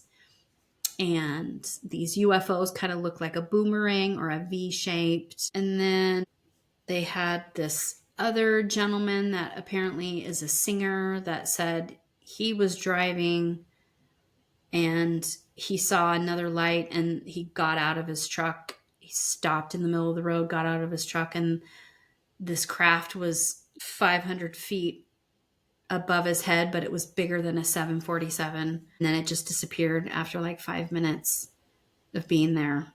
So Whitley then says 3 years later, in 1989, they have another encounter at the cabin in May of 1989. He said he was lying in bed. It was 11 o'clock at night or so, and he starts to hear some crunching outside on the gravel, like someone is walking. And he said the next thing he knows, he can't move. He's lying in bed. He can't move. And now he can't see anything. Now he's completely blinded. And he feels someone or something pushing his head down really hard and violently into the pillow. And then he has this pain behind his ear. So then he wakes up the next morning and he looks on his pillow and there's some blood specks on his pillow and he's bleeding back there from behind his ear. And now he thinks that they have implanted a device in his head, which is terrifying. Terrifying. So he says it's really bothering him. His ear gets red. It hurts a lot. So he goes to the doctor. Again, class A behavior. Go to a doctor, dude, and say, take this thing out. But he doesn't tell the doctor, right? He thinks it's an alien implant. Yeah, the doctor's like, oh, it's just a cyst. I got you. Right. I can take this out. And his wife is there and she's filming. We get to see a video of him doing this little inpatient surgery, right? And the doctor's saying, yeah, you can see that right there. I see something. And his wife is like, yeah, I see this little white disc in there. So the doctor goes with his scalpel to try and get it. And they said, now it disappeared. Whitley said it went down into his earlobe. So it moved. The doctor gets a little scared, I guess, or nervous about it. Freaked him out, yeah. Freaked him out. The doctor said, Whitley says, I think he started to put together who I was. I wrote that book. Now he's digging something out of my head, right? He's like, yeah, I don't want to do this anymore. We're done. So he doesn't cut it out. He also says, the doctor also says, look, I'm going to have to mangle and disfigure your ear to get that thing out because I can't get at it. So they stopped the surgery. So to this day, he still has this thing in his head behind his ear. So he's talking to his wife, and here comes the this positive train again. She tells Whitley, well, maybe this is a good thing because maybe now you can communicate with them. It's not a one-way radio. Now you can call them or you can talk to them through this thing that they put in your head. This woman makes, right, lemonade out of lemons here for this poor man. So Whitley is still upset because he's like, are they trying to control my mind? Right? Are they trying to read my mind? Are they trying to monitor me? What are they doing? And his wife is like, no, now you can talk to him. We can talk to him now. So Whitley decides, okay, I'm going to have a couple of these abductees that have written me a letter come and have this kind of outreach at the cabin. He invites some people. Like a retreat. Yeah, a retreat. Yeah. At the cabin. And he thinks, okay, well, I have all these people together. I think something might happen. If all of these people have had an experience, I've had my experiences, we're back at the cabin, maybe something will happen. So they have this film crew there, and they've got cameras everywhere to videotape anything that goes on. And they all have food and drinks and meditation and chatting, and everybody goes to bed that night. And they do have an encounter. One of the abductees there, her name is Raven. She says she goes to sleep and she wakes up because she's hot, right? I need to open the window. It's hot in the room. So she leans over, opens the window, rolls over to try to go back to sleep. And then she says, something is in my room. I know that there's something in my room. Mm-hmm. And this thing crawls on the bed towards her and reaches out to her with this hand. And she says, my first instinct is to reach out and touch it also. So I reached up and I touched it with whatever this thing was, this hand that it held out to me. And she said, I felt this surge of like electricity go through my body. And that was it. And then I woke up. And so she wakes up in the morning. She tells Whitley and Annie what happened. And he says, okay, write it down, draw, do everything. So she writes, he takes a snap Polaroid of her, writing down what happened. She's drawing a picture of her in bed with this thing crawling on the bed and reaching out for her. And the film crew, nothing gets caught on video in the house because all the devices shut off at the exact time that she said that this happened to her. And he'd been trying to capture something happening in his house for a while. Yeah. So they show video. He's been taking video in his house all the time. Yep. Security cameras and everything, expecting to see something, and then it just never works. Yeah. And he's like, okay, well, these things don't want to be caught on camera for some reason. Yeah. He says one weekend, Lori Barnes, the lady who had the experience in the 50s when she was pregnant, she's up there at the cabin and spends the weekend up there. She goes on a walk one day out into the woods, comes back, and Whitley says she's completely in shock. And he said, what happened?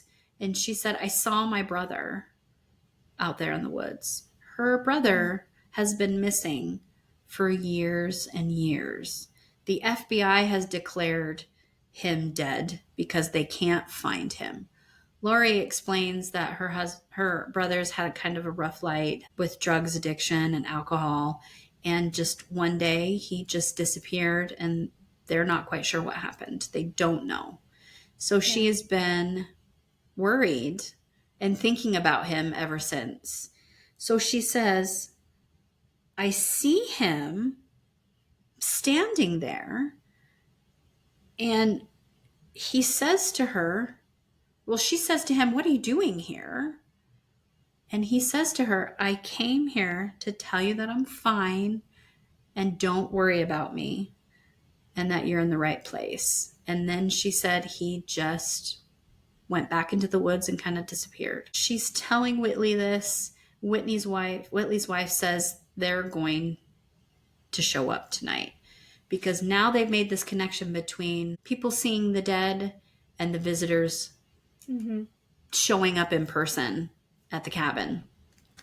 And so he starts to think, okay, I wonder if the cabin can be some sort of portal or some entry and exit way for them to come and go on this plane of existence. And so he goes out into the woods to the exact spot where he remembers this circle where he remembers being taken up into the aircraft.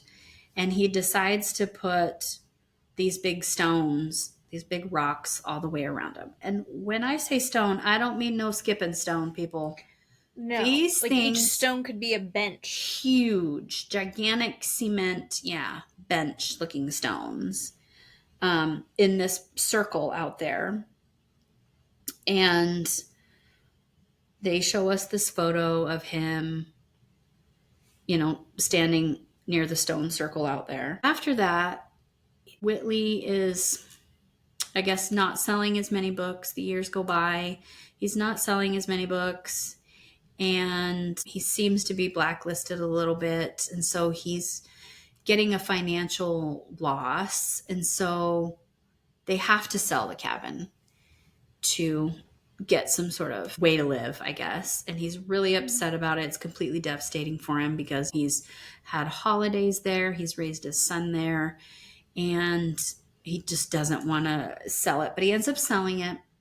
And in 1995, they moved to Austin, Texas. But he says the visitors come with him. And he has a lot of encounters in Texas. And they always centered around about 3 a.m. in the morning, but they weren't violent anymore. They were like showing up, making sounds in the house, turning on and off lights, going into his room and hitting him on the head, stuff like that. He said then all of a sudden they just kind of stopped. They stopped showing up. And when they stopped showing up, his wife in 2013 comes down with incurable brain cancer. And so she ends up passing away about a year and a half to 2 years later after being diagnosed in 2015. And he tells a story that about a half an hour or so after she passes away, that he gets this phone call from a friend that says, I had Annie telling me to call you. Are you okay? What's going on? Where's Annie? Is she okay? And he says, no, she just passed away. And he said, I remember this conversation I had with my wife a while ago where she said, when I die, I'm going to reach out to our friends and I'm going to have them try and get a hold of you and contact you. And so he thought, okay, she's doing it already. And he said the previous January, before she died, his wife made him memorize a poem called The Song of Wandering Angus by W.B. Yeats. And he didn't understand why she was making him memorize this poem. But the poem goes, when white moths were on the wing and the moth-like stars were flickering out, I dropped the berry in a stream and caught a little silver trout. That was it. So then he says, right after she passed away, he started seeing white moths everywhere. He was at a business conference one day in February, inside with the windows all closed, and there was a white moth flying around, and he said he took a picture of it, and we get to see this picture of this moth, and he said that his wife has created a physical avatar to signal from the other side. So then, closer to the end of the show, we see these paranormal researchers named Jeff and Melissa who have been talking to us throughout the whole documentary. They go to the cabin now, who has a new owner named Anthony, because they want to kind of do some research on their own. They want to go to the Circle in the Woods and do some paranormal research out there to see if there's any electrical energy. So they go out there with these REM pods that they put just on the 4 stones that are the cardinal points. Right, north, east, west. These REM pods are supposed to go off if they detect any sort of electrical energy. And they start going off and making all of these lights flicker on the actual pods, and then they stop, and then they start making these sequential beep noises that they're wondering, I wonder if this is some sort of Morse code or something that's going on with these noises. And then we find out that Whitley, 3,000 miles away, is now in Santa Monica, California, and he's hearing these same noises also on this like small frequency radios that he has. So they show us the noises that he's hearing, and Whitley has refused and said, I just can't go back to the cabin. I don't want to go back. This is too painful for me. But then when Jeff and Melissa have this kind of experience at the Circle with the noises and the lights, and Whitley experiences these noises, he says, okay, I'll go back just one more time to try and close this chapter of my life. And this is it. I'll be done after this. So we see him drive up to the cabin, and he's really emotional, obviously, about going back to the cabin right now. The family's very gracious, and they let him have his old room that he and his wife had to sleep in. He says, so they have cameras inside the room, right? We're watching him in bed asleep.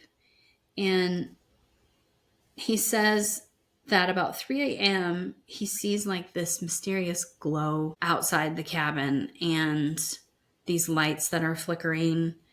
And so he has this little, I guess, I don't know, last encounter at the cabin. At the end of the show, he's always wondering, are these visitors our destiny, right? Are they future humans returning to warn us to take care of the planet, right? Because we're really not doing a good job right now. Or are they interested in our survival? Are they wanting to tell us, explain to us how to survive, right? He's really interested in wondering what they're doing, why they're here, and what they want to tell us, basically. Yeah. He said he goes back to what Lori told him, right? That they said to her one day that you're going to look like us.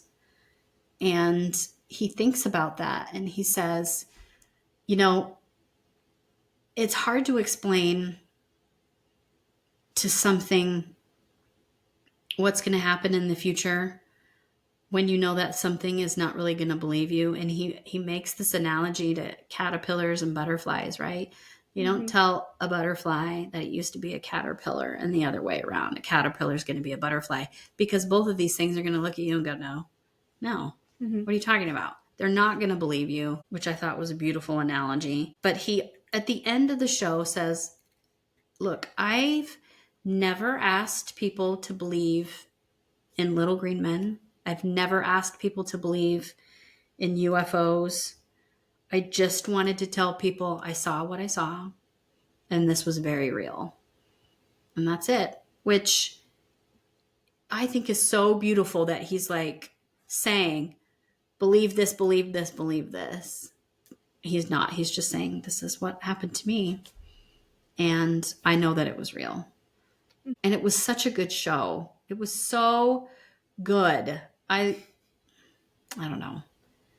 Like you said, the spiritual connection with these aliens or these beings was so interesting to me, because I have had more, I guess, spiritual encounters. My mom used to have them as well, but I've never, had an alien come to me. I have seen somebody standing at the foot of my bed that I know was not alive. I have seen someone in the mirror in the bathroom that I know is not there and that I know is not alive. And I have seen people in my rearview mirror in the car that I know is not sitting in the back seat, that I know is not alive. And I don't know who these people are, and they're sporadic experiences that I have. And so I tend to lean that way about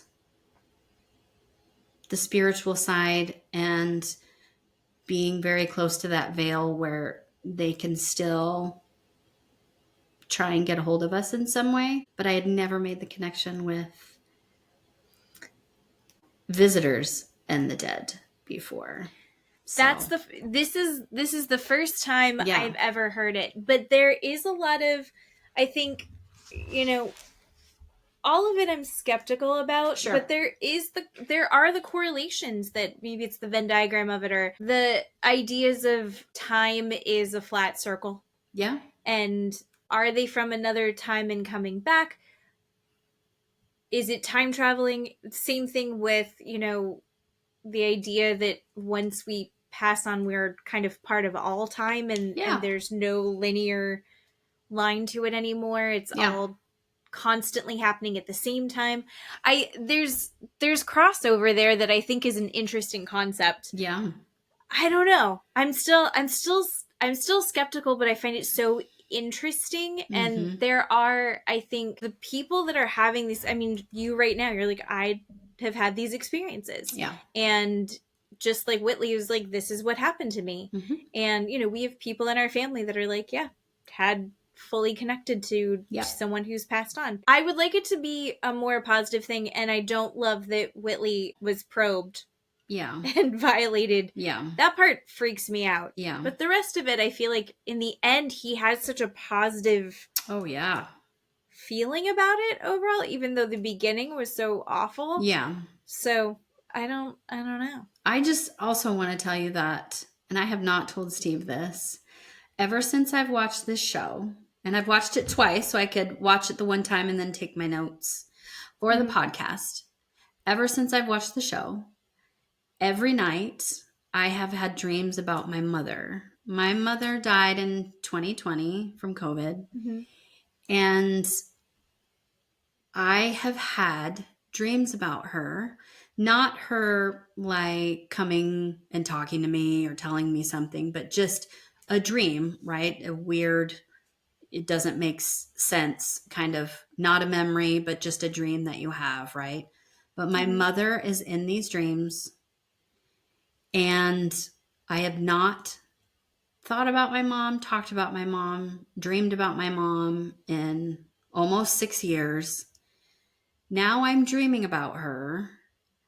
And I also wonder, since my dad right now is not doing well, I wonder if that has something to do with it too, because I believe kind of you and I have had personal talks about my dad where, you know, sometimes he's not all there because my dad is dying from cancer, but I don't think he has a whole lot of time right now.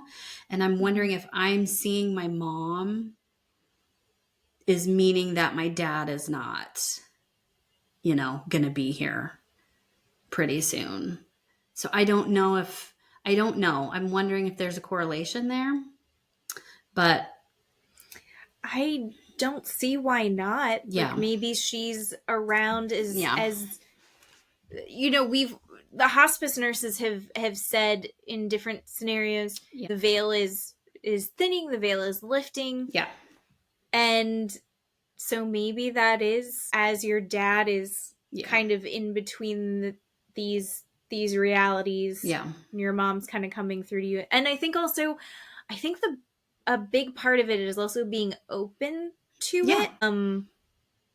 You know, my stepmom is very much in tune with that intuitive side of things and has experienced some really incredible things. Yeah. And then, you know, maybe I'm more closed off. I know that my dad is much more closed off about it, but then some of the things are just kind of undeniable. Yeah. Like messages that are being brought through, and it's like you can't explain that, you can't logic that. Yeah. There's no reason that would be a message that would it's very, I find it all really fascinating. And like I said, as I'm getting older, I'm having a lot more openness to it. And I think in general, the feelings are that it's a kind of a beautiful, peaceful thing as much as, you know, anything else. So yeah, no, I think agree. I think it's really beautiful. Yeah. So we'll see. I mean, I'm not hoping for my dad to not be here, but I also don't want him to be suffering like he is right now because he's not doing well. But I don't know. He says, like I've told you, right? You know, he sees his dead parents and they're in the room with him. And then there's days where he's completely lucid and he doesn't tell me that. So I just wonder if my mom is trying to somehow make me feel comforted. I don't know. Like, again, she's not like, you know, like in the movies where she's standing there saying, your dad's going to die. It's going to be fine. Like, there's none of that. It's just a dream, right? I'm just having these weird dreams and she's there and she's never been there before. I haven't dreamt about her for 6 years. So, anyway, I just thought it was really interesting ever since I watched this show. I've been having these dreams about her, and then I thought about maybe it's that openness that's happening. Like you're feeling a little bit like that idea has opened up something in your mind that makes it all come through. I like it. I'm here for it. Yeah. I like it a lot. Sure, why not? Yeah, you betcha. Oh. So, well, this was actually, you know, for our documentary true crime segment. Kind of a nice one. Yeah. A little bit freaky still, but yeah, pretty nice. Yeah. And we'll have something new, no promises, next week. Yeah. And some more Real Housewives. And also, I may or may not be investing in some more TikTok witches. I am definitely going to invest in that. I cannot wait. I can't. I'm so excited. Yeah, it's I keep almost doing it, but then I'm like, now that we've talked about it on the podcast, we're doing it for research. Right. Absolutely. It's not being dumb with my money. This is content. Yeah. Absolutely. Content, Matt. Right. So are there good witches? Are there bad witches? Are there ones that are trying to shake you down and blackmail you? I thought that my witch was a good witch. Or are they true and wonderful, loving, caring here? Yes. All right. Well, here's what we're going to do is we're going to start researching our TikTok witches, and we'll help you guys find the good TikTok witches versus the ones that will shake you down. Yeah. You bet. So. Okay. All right. Well, thank you for listening. Thank you. Thanks for doing a podcast with me. I love you. I love you. This was so fun. And we will see you all next week. Bye. Bye.